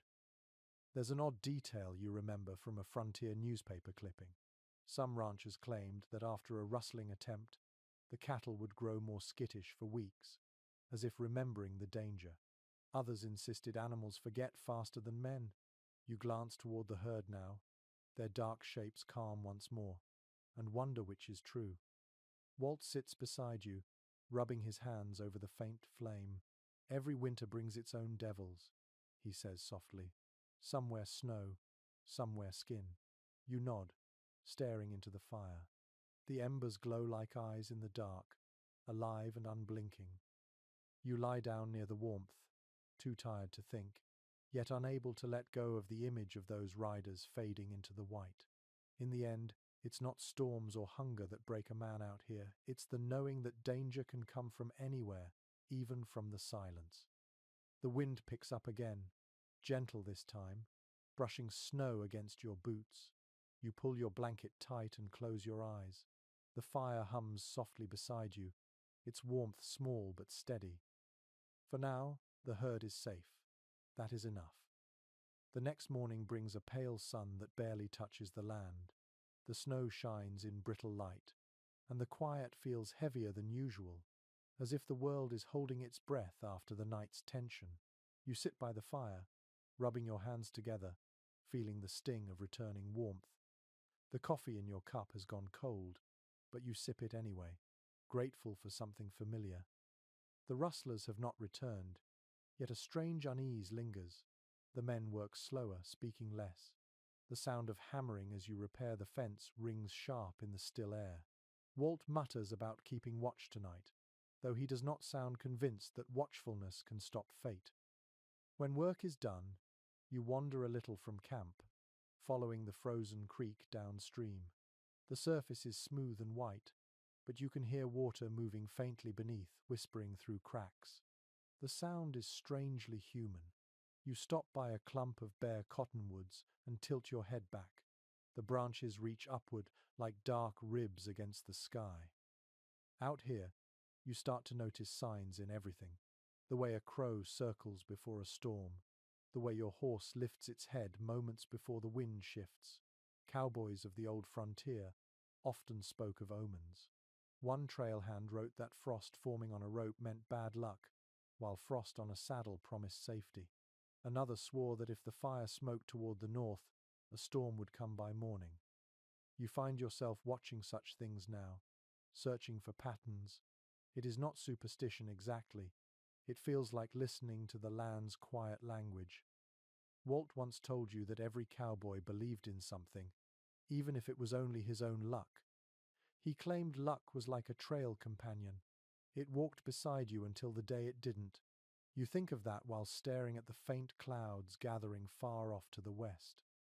In the evenings, the talk sometimes drifts toward faith. Some men speak of church, others of fate, and a few simply keep silent. Religion out here is less about rules and more about rhythm, the rising of the sun, the coming of snow, the return of light after long nights. You don't pray often, but sometimes, when the cold bites too hard, you whisper a word or two into the air. You are not sure who you are talking to, but it helps. A curious story floats among cowhands about a preacher who traveled with a cattle drive one winter, claiming he could calm storms through prayer. The men laughed until a blizzard stopped short of their camp that night. Some said it was coincidence. Others swore the man had power. Whatever the truth, no one joked about prayer again. You crouch by the creek, pick up a small piece of ice, and hold it to the light. Inside the clear surface, A bubble of air shimmers like a tiny trapped star. For some reason, it makes you think of hope, the kind that survives even when there is no reason it should. When you return to camp, the sky has deepened to violet. Sam is sitting by the fire, a scrap of paper in his hands. Writing again? You ask. He nods. To my mother this time. Not sure it'll ever reach her, but it feels right to write it anyway. You sit beside him, the warmth from the fire brushing your face. There's something sacred about these small acts. Historians studying the frontier often note that cowboys carried faith in quiet forms. A letter tucked in a coat, a lucky coin, a cross carved into a saddle horn. Belief took whatever shape a man could carry. You touch the small wooden charm in your pocket, carved years ago by your father. It has no power, yet you keep it close all the same. The fire crackles, and sparks drift upward into the dimming air. Walt tells a story about a time he followed a strange light across the plains, something glowing faintly above the snow. He claims it led him to a lost calf that would have frozen before morning. The others tease him gently, but you can tell by the way he speaks that he truly believes it happened. Maybe it did. Out here, the line between miracle and luck is thin. You stretch your legs toward the fire and let your eyes wander up to the stars. They seem closer tonight, sharp and endless.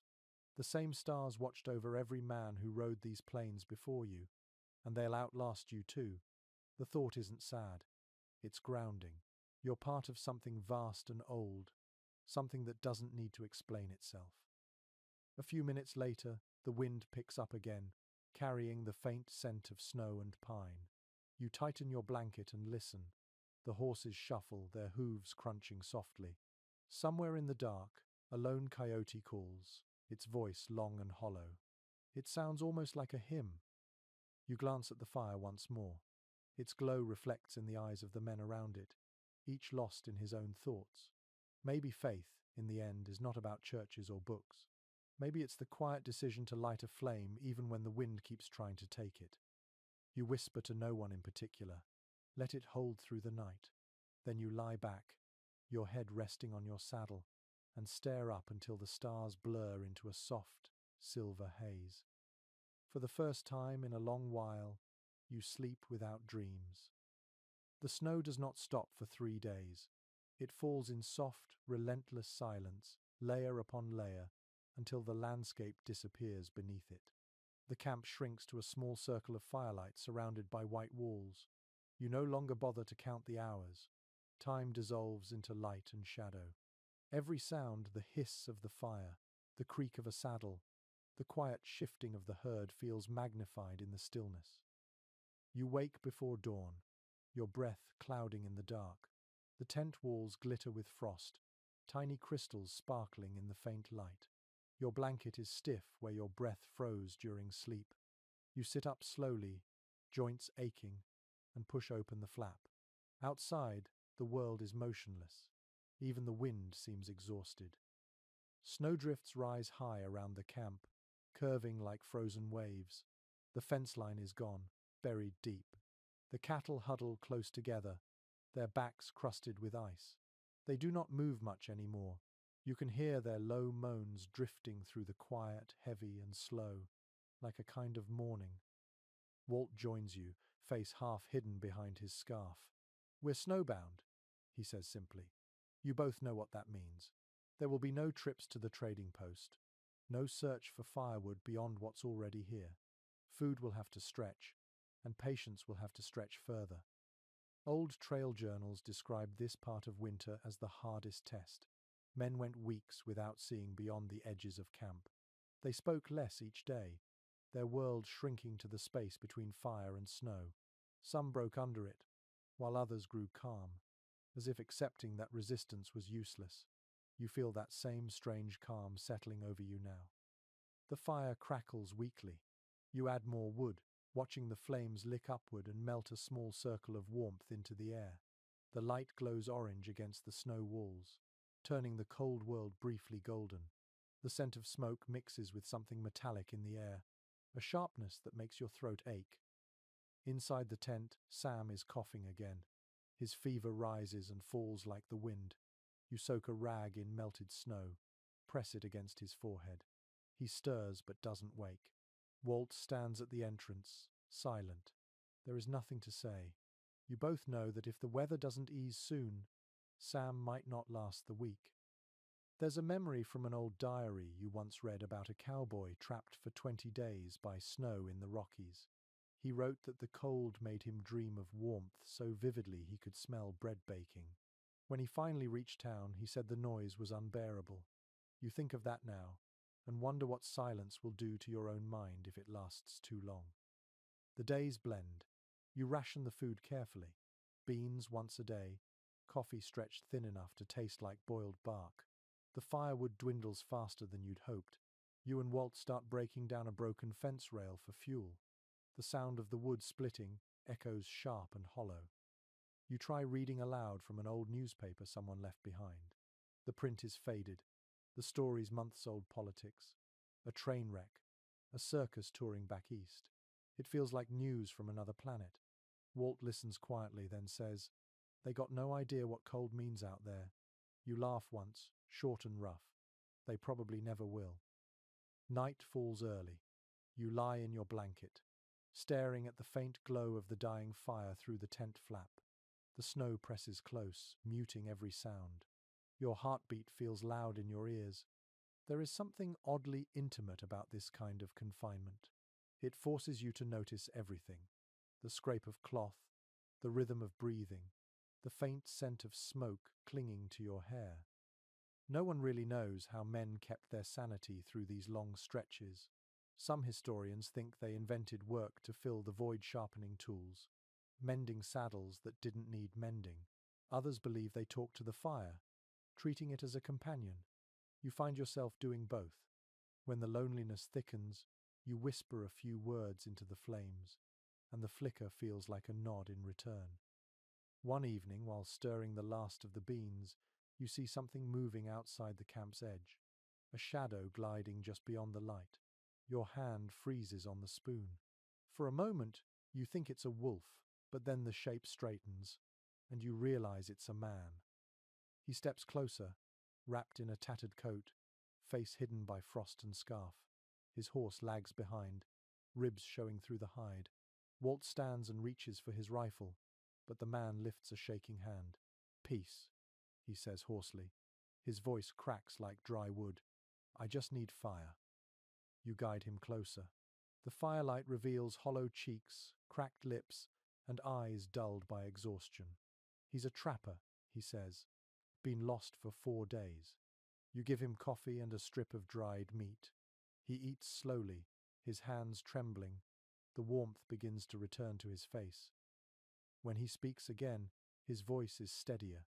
He tells stories of frozen rivers and nights spent under trees so heavy with snow that branches broke in the dark. You listen quietly, feeling both pity and recognition. It's strange how quickly a stranger becomes part of your circle when the world shrinks this small.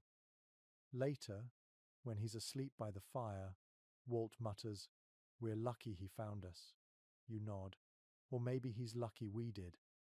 The night deepens, silent except for the crackle of the fire and the slow breathing of men and horses. Outside, the snow continues to fall, gentle but unyielding. The camp glows faintly in the dark, a tiny heartbeat in the endless white. You lie back, eyes open, listening to the quiet weight of winter pressing down on the world. It feels both endless and beautiful, a reminder that survival is not just about strength, but about surrender, about learning to wait, to breathe, and to believe that the thaw will come. For now, that belief is enough to keep the fire burning. The morning after the trapper arrives feels different. The storm has ended, but the quiet it leaves behind feels almost unnatural. The sky is pale and colorless, the horizon blurred where snow meets cloud. You can hear the faint drip of melting ice from the tent's edge, a sound so delicate it feels like music. The worst of the cold has passed, though the world is still frozen solid. You step outside and breathe deeply. The air smells clean, sharp, almost sweet. The snow stretches untouched in every direction, smooth as glass. The herd is still alive, though thinner, their ribs faintly visible beneath the winter coats. You count them slowly, relieved to find the same number as yesterday. Against all odds, they've held on. The trapper stirs by the fire, sitting up with a groan. His name is Eli, though he says little else about himself. He moves stiffly, checking his gear. His coat is torn in several places, his gloves patched with rawhide. You notice small frost scars on his cheeks, pale and uneven. You'll stay a few days, you tell him. Warm up proper. He hesitates, then nods. Long enough to thank you, he replies. He helps with chores that day, feeding the horses and patching the fence. He works quietly, as if talking too much might break his luck. At midday, you see him sitting near the fire, sharing crumbs of biscuit with a small mouse that has ventured out from under the chuck wagon. He laughs softly, a dry, rasping sound. Little fellow's got more sense than most men, he says. You smile. Probably warmer too. Cowhands through history often spoke about the animals that lived near camp during long winters. Mice, stray dogs, coyotes, even magpies became part of the landscape, tolerated rather than chased off. They offered a strange kind of companionship, a reminder that life persisted despite the cold. You remember reading about a ranch cook who fed biscuits to a fox each morning until the spring thaw. He called it his breakfast guest.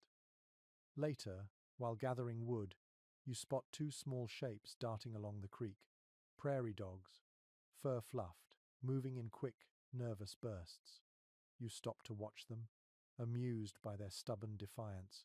Even now, when everything should be asleep beneath the snow, they scurry and dig, making the best of what little warmth the sun offers.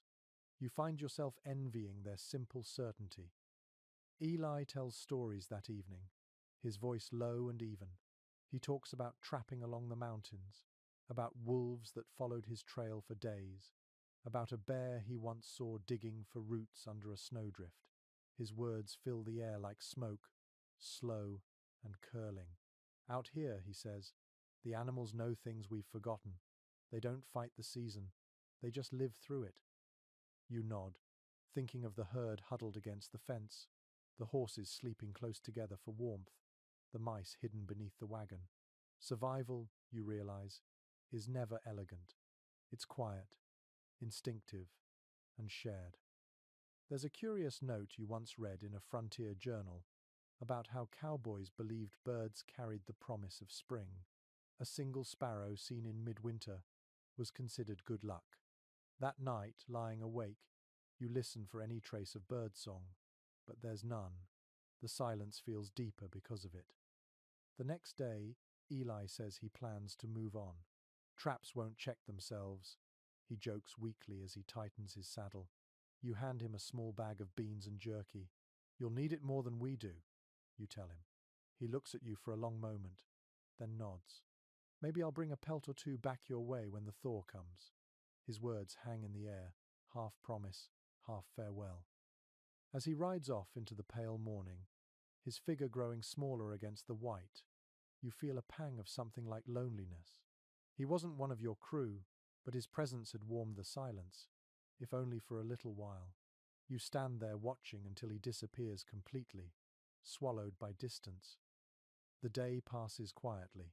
You and Walt work in rhythm, the unspoken understanding of long partnership guiding every task. When the light fades, you sit near the fire, your coat smelling of smoke and leather. The wind hums softly through the frozen grass, carrying faint scents of pine and ash. No one can fully explain why companionship with animals or strangers meant so much to men on the frontier, but historians often say it came down to reflection. Out here, where the land is endless and the days bleed together, every living thing feels like a mirror. You look at the horses standing near the firelight, their bodies steaming faintly, and you see a reflection of your own endurance staring back. You feed them each a handful of hay, running your hands over their necks. Their muscles twitch, their eyes half close in contentment. The herd settles soon after, a low chorus of breathing rising into the night. You sit beside the dying fire, the mouse from earlier darting near your boot to steal a crumb. You leave it there on purpose. When you finally lie down, the stars shine brighter than they have in weeks, cold and perfect. Somewhere out there, Eli is riding under the same sky. The thought comforts you. The world is vast, yet every spark of life, man, beast, or bird, feels somehow connected by that same thin thread of survival. You close your eyes and listen to the horses shifting in the dark, the small rustle of creatures in the snow. For once, the sounds of the night are not lonely. They are alive. By the time the sun rises again, the air has shifted. The sharp edge of winter still bites, but there is a faint softness to the light now, a subtle promise that the season is beginning to turn. You can feel it in your bones as you saddle your horse. The worst has passed, though the struggle is far from over. Today, you ride toward the trading post. The supplies are running low, and even the hardiest men need coffee, salt, and news to keep their spirits from cracking. The trail is little more than a faint depression in the snow, marked by broken branches and half-buried rocks. It stretches ahead like a pale ribbon through the emptiness. The trip to the post is dangerous in winter, but every ranch has to make it. Records from that era tell of riders who vanished on those journeys, lost to blizzards or thin ice.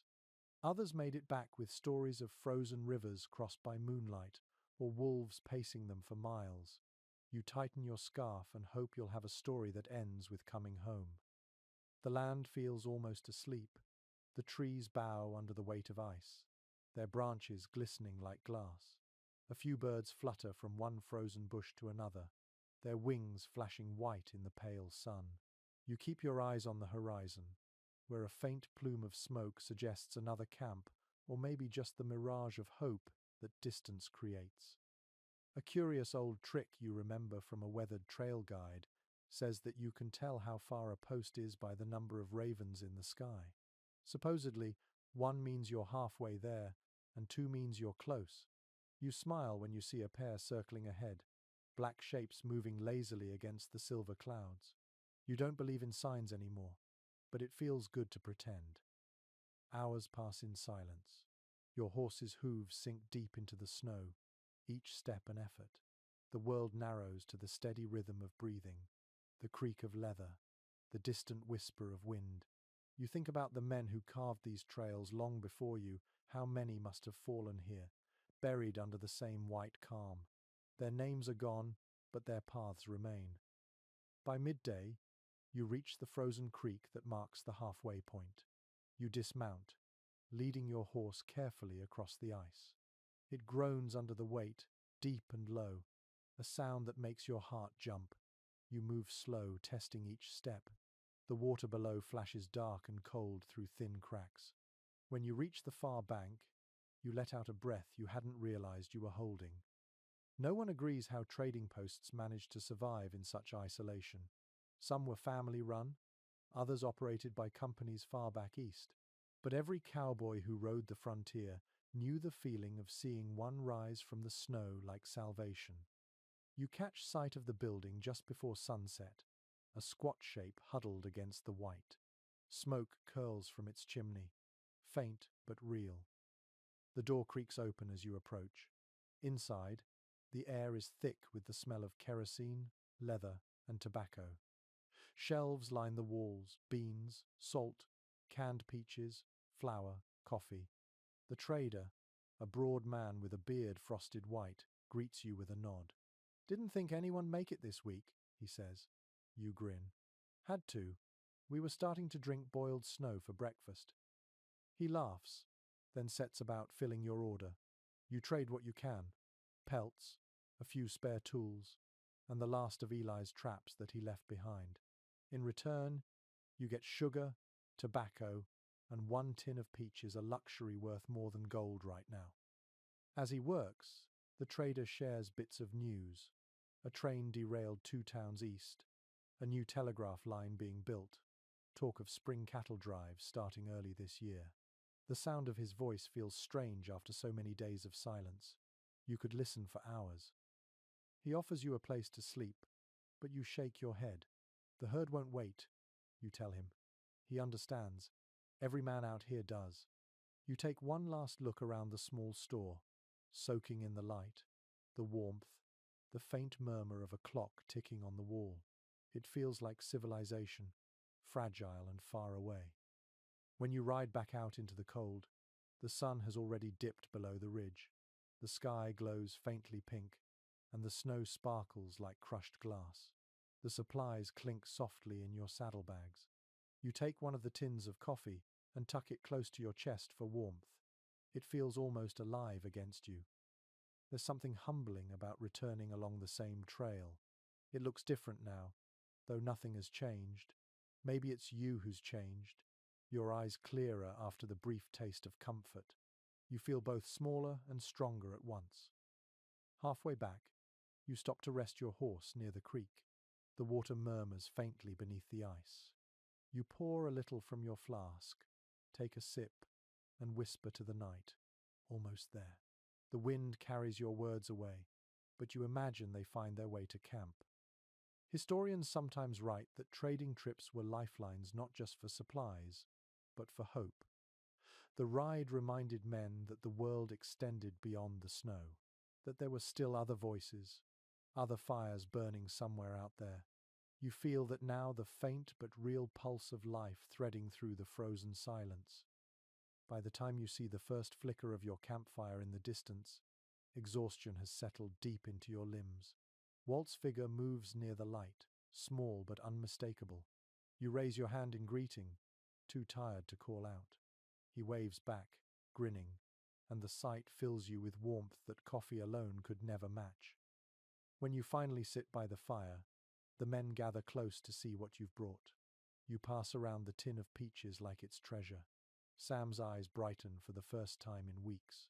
You all eat together, sharing laughter that feels almost new again.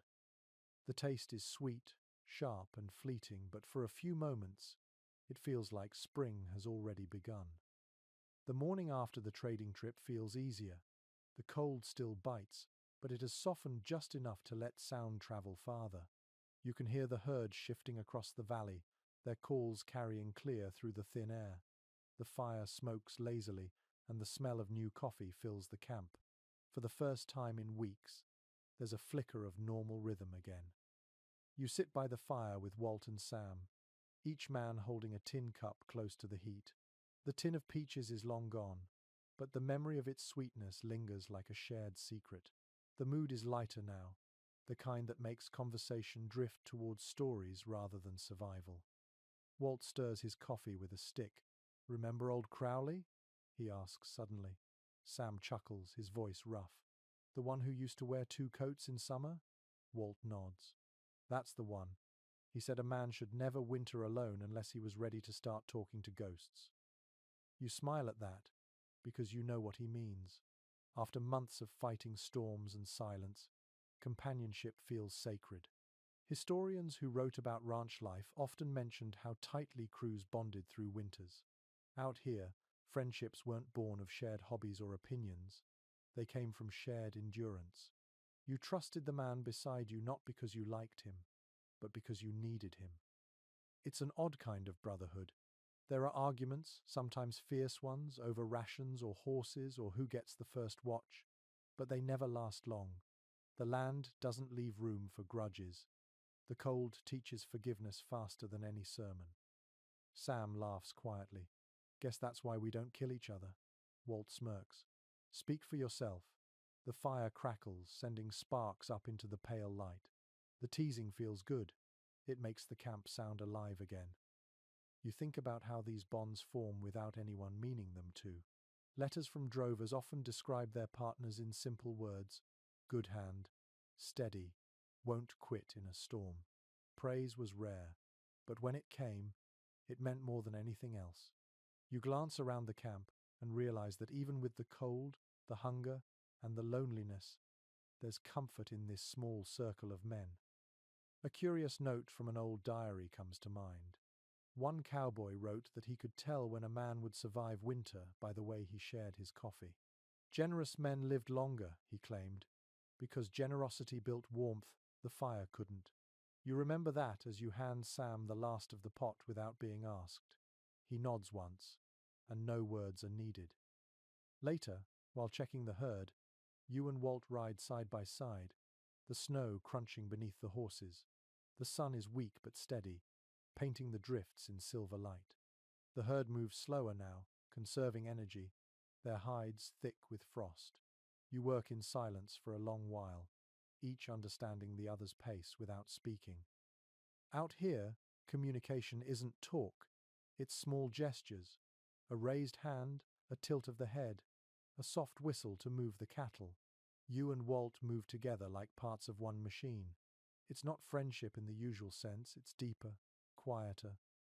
Researchers studying frontier crews often describe this as a functional intimacy. Men who rarely spoke learned each other's thoughts through motion and habit. You think that's true? When Walt rides ahead now, you know without asking that he's checking the ridge for strays. When he glances back once, you know that everything's fine. The day ends calmly. You return to camp and share a supper of beans, bacon grease, and laughter. Sam tells a story about a ranch hand who swore he saw a ghost steer one night, glowing white in the snow. Said it was the spirit of a lost herd, Sam says with a grin. Walt chuckles. Probably just moonlight on a fence post. You laugh with them, but secretly, you hope such a thing exists. The world feels kinder with mysteries in it. As night deepens, you sit a little apart, watching the fire die down. The others have drifted to sleep, their breathing slow and steady beneath their blankets. The quiet between you is not loneliness now, it's trust, the kind built from long hours and shared hardship. There's a quote from an old ranch record that comes to mind. You can always tell the measure of a man by who he rides winter with. You look around at your companions and realize you've been measuring yourself too. The winter has taken much, but it's also revealed something you hadn't noticed before. A calm strength, a patience you never had when life was easier. You stand and walk to the edge of the camp. The moon hangs low, pale and wide, bathing everything in soft light. The snow sparkles like tiny mirrors, and your shadow stretches long across it. Behind you, the fire flickers faintly, marking the center of a world that now feels small but complete. For a moment, you think of spring, of the sound of rivers running free again, of green grass and open trails. But then you stop. This silence, this company, even the endless white, it has its own kind of beauty. You understand now why some men never returned east. The land might be harsh, but it's honest, and the people who survive it are bound by that honesty forever. You turn back toward the fire, settling down beside your sleeping crew. The stars are bright above, the air still, and for once you don't feel like the cold is your enemy. It feels like part of you, a companion that shaped the bond between every living thing in this frozen world. You close your eyes, the warmth of the fire brushing your face, and think quietly, we've made it this far together. The thought lingers like a lullaby. Then sleep takes you, soft and dreamless. The next morning dawns in faint gold. The sun rises low and hazy over the white horizon, painting everything with the color of old brass. The snow has stopped falling entirely now, and the air carries a new kind of sound, the faint drip of melting ice. You lift your head and listen. That simple rhythm feels like a heartbeat returning to the land. You walk beyond the edge of camp and see patches of ground appearing where the snow has thinned. The sight of brown earth after so many weeks of white feels almost miraculous. You crouch and run a gloved hand over the frozen soil. It's still hard as stone, but you can sense the life waiting underneath, asleep and patient. Walt joins you, hands in his coat pockets. Hear that? He asks quietly. You nod. The thaw's coming. He smiles without showing his teeth. About time. Thought winter might have forgot us. The idea makes you laugh, but a part of you wonders if winter ever really leaves. In letters from old trail riders, the first thaw was often described with reverence. Men wrote about the smell of wet earth, about the sound of snow sliding off roofs, about how the horses seemed to breathe easier. It wasn't just weather changing, it was spirit returning. You feel that same energy now, faint but undeniable. Sam steps out of the tent, coughing lightly but standing on his own. His color is better, and his eyes look brighter. "Smells like mud," he says, grinning. You grin back. "Best smell in the world right now." The cattle are moving more freely, shaking ice from their coats. A few begin to graze where grass peeks through. You feel a swell of quiet pride seeing them alive after so many storms. You think of every frozen morning, every desperate night by the fire, and realize how much of survival is built on small, stubborn choices.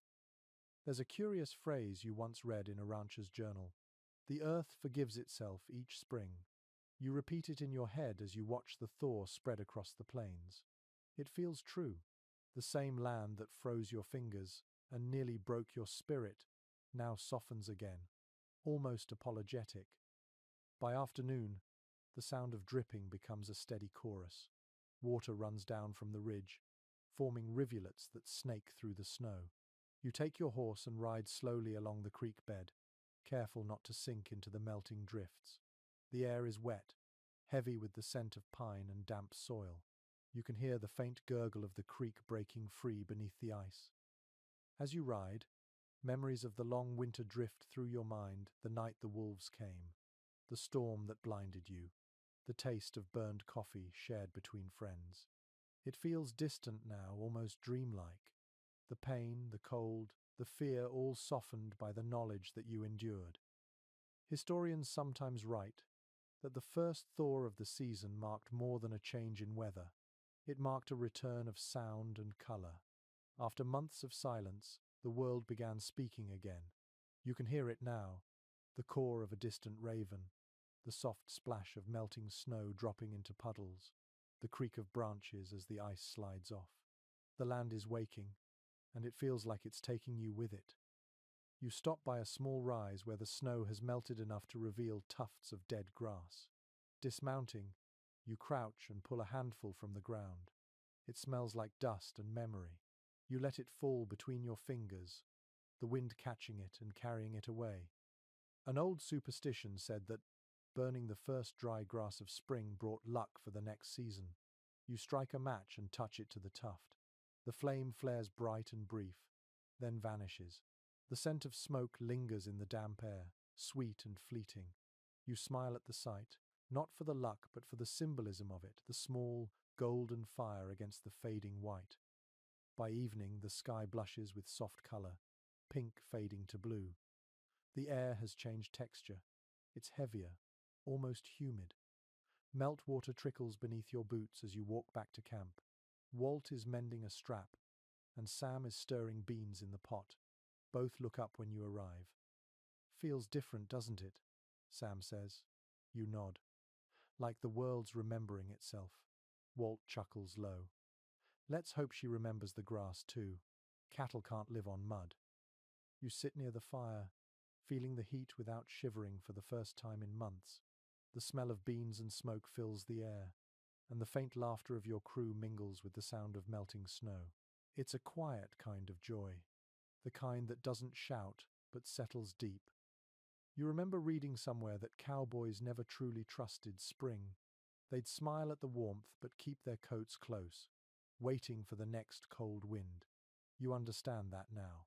The thaw feels fragile, temporary, as if one breath from the north could erase it.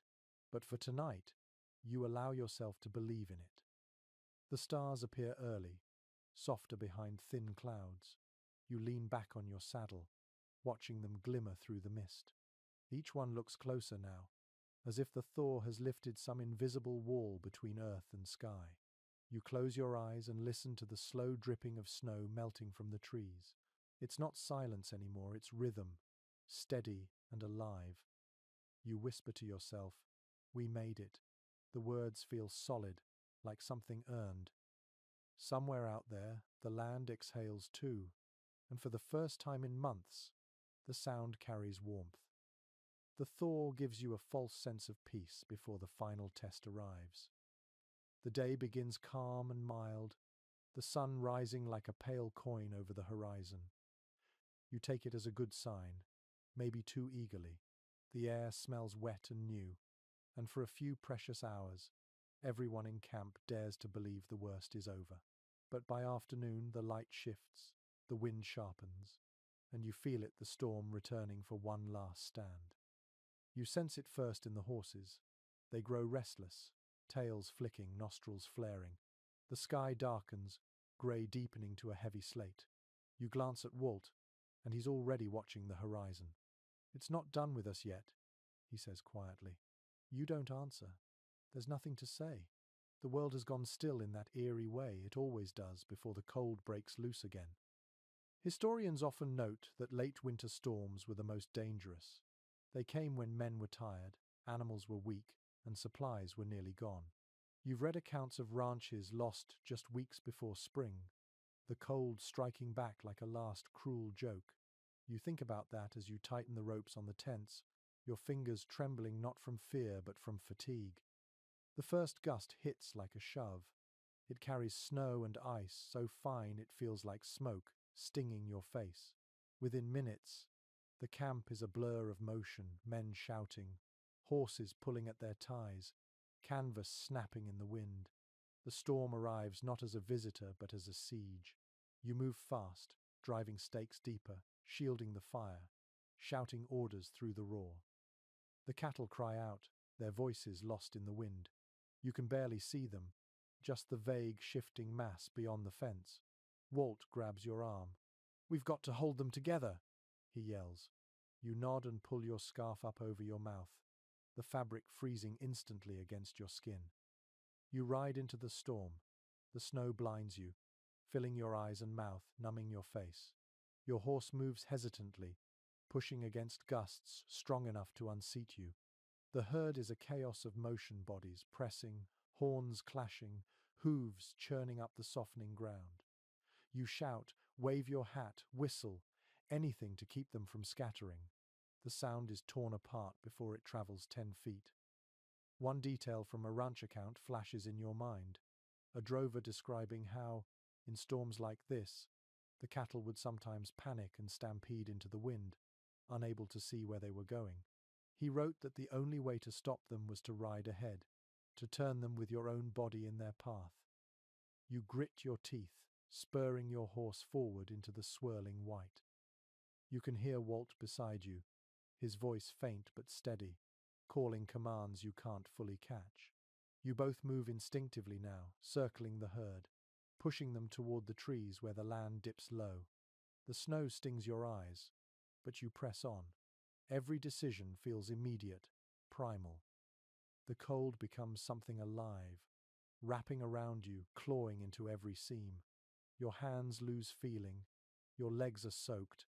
You stop thinking in words. There's only movement, breath, and the will to keep the animals together. For hours, or maybe minutes, it's impossible to tell. You and Walt fight the wind, turning, shouting, driving the herd step by step toward shelter. Then, as if satisfied, the storm begins to ease. The wind falters, the snow thickens and falls heavy but slower now, like ash from a dying fire. You slump in the saddle, exhausted. Your horse's flanks are crusted with ice, its sides heaving. You reach down and pat its neck, the motion slow, your gloves stiff. The herd is safe in the hollow now, packed tightly, their dark shapes steaming against the white. You can hear their breathing, steady and alive. It's the best sound you've ever heard. When you return to camp, Walt is already there, his face ghostly with frost, his beard rimed with white. He looks up and grins, teeth flashing. "Told you it had one more in it." You laugh, weak but genuine. "Next time, let's hope it quits while it's ahead." You rebuild the fire with shaking hands. The wood hisses, the flames catching slow and reluctant. The heat crawls back into your bones in painful waves. Sam hands you a cup of coffee that tastes more like smoke than water, but it's heaven. There's a curious bit of lore that surfaces in your mind. Some cowboys believed the last storm of winter was a test sent by the land itself, meant to measure the worth of those who dared to live on it. If they endured, they earned spring. If not, the earth reclaimed them quietly. You look at the flicker of flame, the herd breathing steady beyond the camp, and decide you've passed whatever test this was. Outside the circle of light, The snow keeps falling, soft and even now. The wind sighs low through the trees, no longer angry but tired. You can feel the season shifting in that sigh, like the closing of a door. Walt leans back against his saddle, eyes half closed. "You think it's done?" he asks. You stare into the fire, watching the sparks drift upward and vanish into the dark. "Yeah," you say softly. "I think it's done." The storm fades into memory as quickly as it came. The silence that follows is deep, but not empty. It's full of everything that survived. You look toward the horizon where the clouds begin to break, revealing a thin band of pale blue. The sight fills you with a calm that words cannot touch. The land lies quiet, battered but unbroken. So are you. For the first time all winter, you believe in spring. The morning after the last storm is quiet in a way you've never known before. The snow lies smooth and untouched, glittering faintly in the new sunlight. The air is cold, but it carries a different kind of stillness, something lighter, like the land itself is resting after the struggle. You step outside the tent and breathe deeply. The world smells clean again. The fire has burned low during the night, so you stir the ashes and coax the embers back to life. A thin ribbon of smoke rises, curling into the clear sky. The sound of it crackling is soft, comforting. Behind you, Sam is still asleep, his breathing steady. Walt emerges from his blanket, blinking against the bright light. "It's over," he says simply. You nod. No need for more words. The cattle stand in small clusters, steam rising from their hides. They look stronger now, as if the storm itself toughened them. You walk among them, running a hand over a flank here, a muzzle there.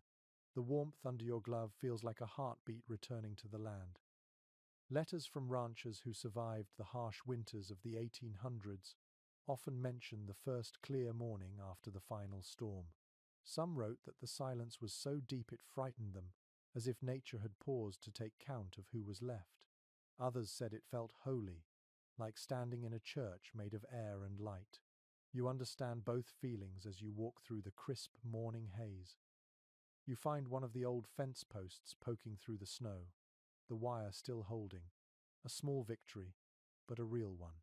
You think of every fence lost in blizzards, every tool buried and found again in spring, and you realize how much of cowboy life is just rebuilding what the winter tried to erase.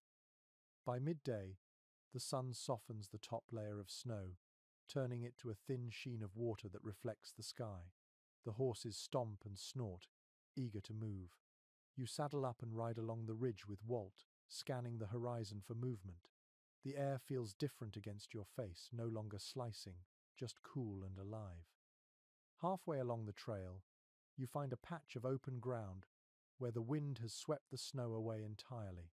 Tiny green shoots poke through the frozen dirt. You dismount and kneel, brushing them gently with your gloved fingers. They bend but do not break.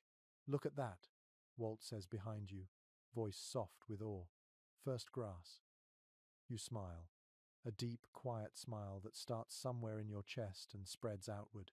"They're tougher than they look," you reply. He grins. "So are we." Later that day, you build a new fire and cook beans that actually taste good, the smoke carrying the scent of wood and grease into the cold air. Sam hums while stirring the pot, and Walt taps his boot in rhythm. For the first time in months, there's laughter without tension. It rolls easily through the camp, blending with the sound of melting snow dripping from the wagon roof. You remember a line from an old journal kept by a trail boss who survived the winter of 1886.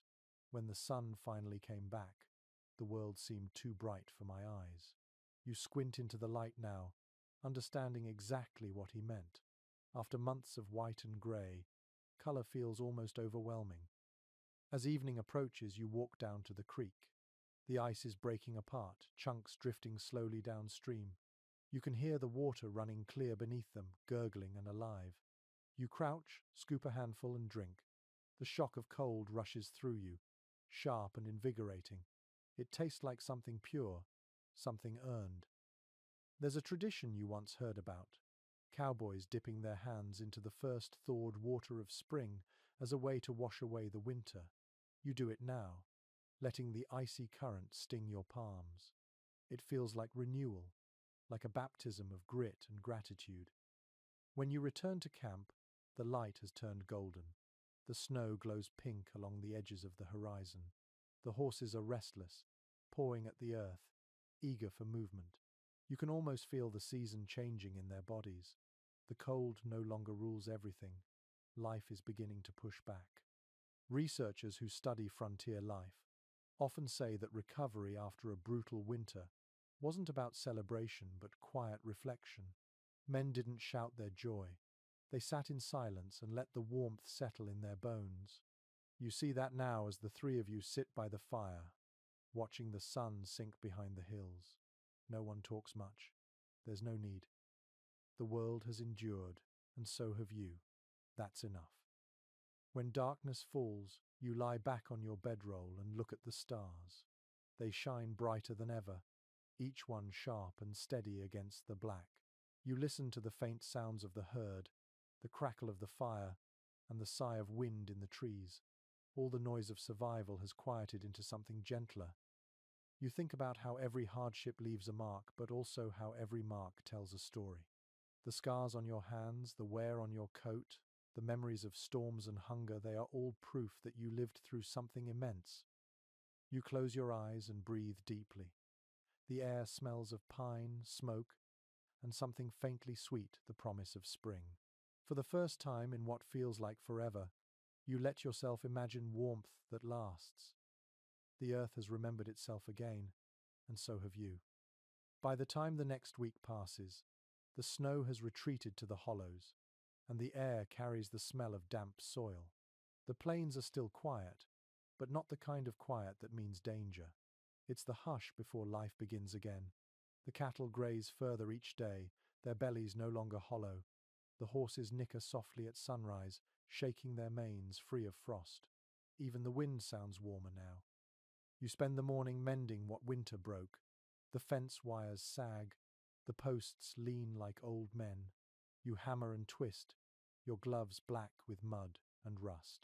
The rhythm of work feels good, almost peaceful. Walt hums as he helps, his voice carrying across the field in low tones. Sam rides along the creek, checking for strays.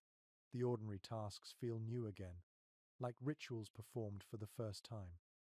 Later, when you sit to rest, you pull from your coat pocket the small notebook you've been writing in all winter. The pages are wrinkled and stained from coffee and smoke, but the words inside still hold. You read the early entries, rough sketches of cold nights, fears, and quiet hopes. The handwriting wobbles where your hands once trembled. You smile, half in disbelief. You made it through all that. Historians often mention how cowboys carried their winters with them long after the thaw. The stories they told became half truth, half legend, shaped by memory and longing. The winters grew colder in retelling, the dangers larger, the fires warmer. Maybe that's how men make peace with suffering. They turn it into something worth repeating. You think of how many fires like yours once burned across these plains, each circle of light holding men against the dark. Some stories survived in songs, others in silence. But all of them, in their own way, became part of the mythology that still clings to this land. A quirky tale you once heard returns to you now. A cowboy who swore he saw ghost riders drifting through the snow one spring night. He claimed they were the souls of men who never made it out of winter, still searching for their herds under the moon. You used to laugh at stories like that. Now, you're not so sure. There were nights this season when the air itself felt haunted by those who had come before. Walt sits beside you and tosses a stick into the fire. You ever think about how they'll talk about us? He asks. You look up from your notebook. What do you mean? He grins. The next bunch of drovers, years from now, they'll say we wrestled storms and tamed blizzards with our bare hands. You laugh. They'll forget the part about frozen boots and burnt beans. Walt chuckles, shaking his head. That's the trick of legend. It keeps the glory, loses the misery. You stare at the flames for a while, thinking of all the unnamed hands that built this way of life, the trail cooks, the herders, the nameless riders buried without markers. Their stories linger not in books but in gestures passed along. The way a rope is coiled, the song hummed on the trail, the patience to wait for morning light. Researchers say that folklore kept the cowboy spirit alive long after the open range was fenced. Every story told around a fire became both history and inheritance. You feel that inheritance now, quiet but steady, flowing from one generation to the next like the thawing creek behind camp. Sam rides back in as the sun dips low. He waves a small bundle of early flowers he found near the riverbank. They're fragile and pale yellow, their petals trembling in the wind. "First bloom," he says proudly. You take one and tuck it behind your ear, grinning. Walt laughs loud enough to startle the horses. "You planning to be a preacher or a poet?" he teases. You shrug. "Maybe both." The laughter settles into easy silence.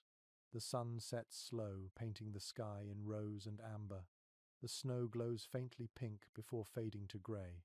You stare at it, feeling that old ache of wonder. The world keeps moving no matter how many winters it endures. When darkness comes, you and the others sit close to the fire. Sam begins to hum a tune you recognize from months ago, softer now, more hopeful. You join in without thinking. The harmonies blend with the crackle of the flames, the sound weaving through the cool night like a gentle thread. There's a line from a newspaper you once read that comes to mind. Cowboys were not born for comfort, but for endurance. You think it fits. The kind of endurance that survives not just storms but silence, not just hunger but memory. The stars rise again, clear and steady. You tilt your head back, tracing their patterns as you used to when the nights were endless. They look different now, softer somehow. Maybe it's the air, or maybe it's you. You realize that the cold you've carried in your bones all season isn't just from weather, it's from the weight of time itself, from holding still in a world that never truly stops moving. You reach for your notebook and write one last line before closing it. We lived through the frozen days, and they lived through us. Walt glances over your shoulder and nods approvingly. "That's a good one," he says. You smile. "Might make a story someday." He pokes at the fire with a stick, sparks jumping into the night. "Then tell it right," he replies. "Make sure they remember the quiet parts." The final weeks of cold slip away like a long exhale. The snow shrinks into the shadows.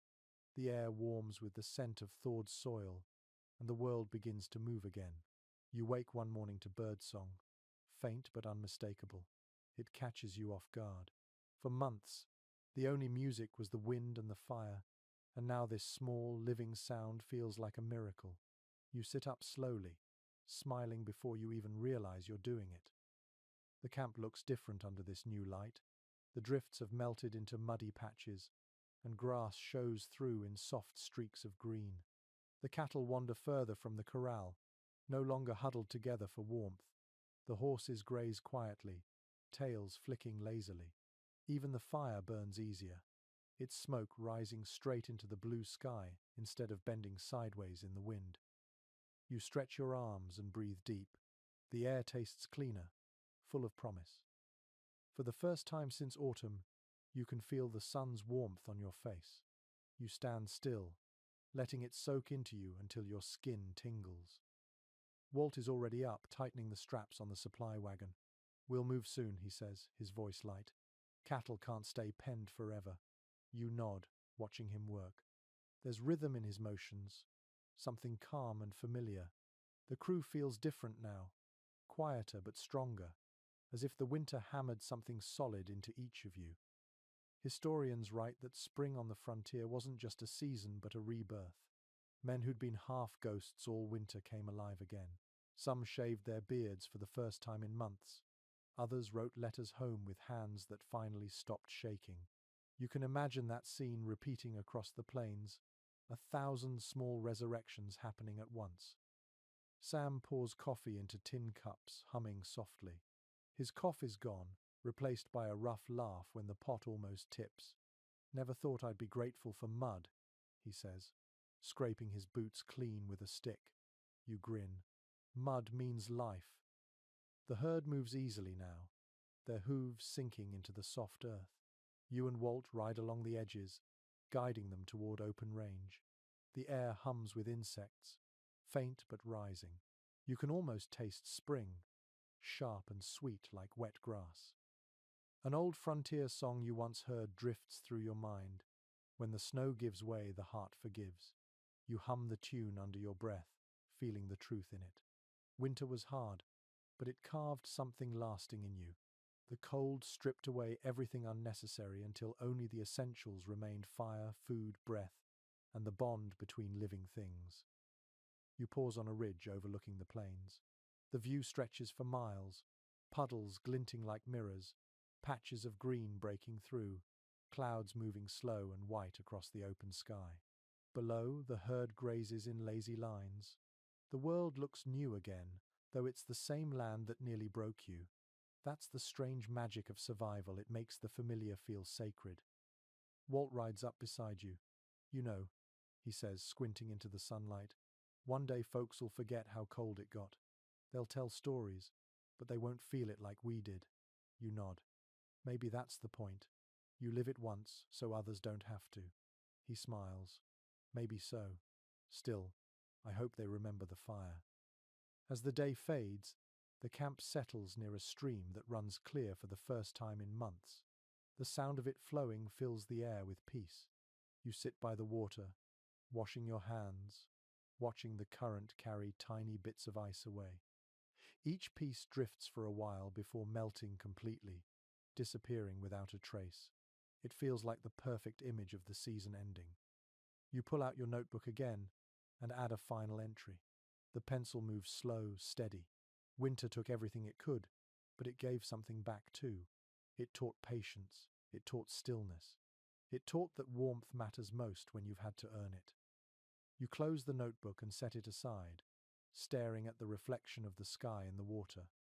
It wavers gently, clouds moving across it like slow ghosts. That night, the three of you sit close to the fire one last time. Sam plays his harmonica, the same tune he played back in the hardest weeks. But it sounds different now, lighter, warmer, more like a farewell than a plea. Walt pours the last of the coffee, lifting his cup toward the flames. "To the living," he says. You raise yours in reply. "And to the winter that made us." The fire crackles, sending sparks up into the dark. Around you, the world is alive again. The wind smells of pine and damp earth. The stars glow steady and calm. You lie back, feeling the warmth fade gently from your face. Spring has come at last. You know it not just by sight or sound, but by the weight that has lifted from your chest. The cold may return someday, but you'll remember this: the laughter, the thaw, the small triumphs that stitched one long, hard season into something worth keeping. The fire hums quietly beside you. Your heartbeat slows. The night softens. You close your eyes, smiling. The world is warm again. The story fades now, as softly as a trail dissolving into morning light.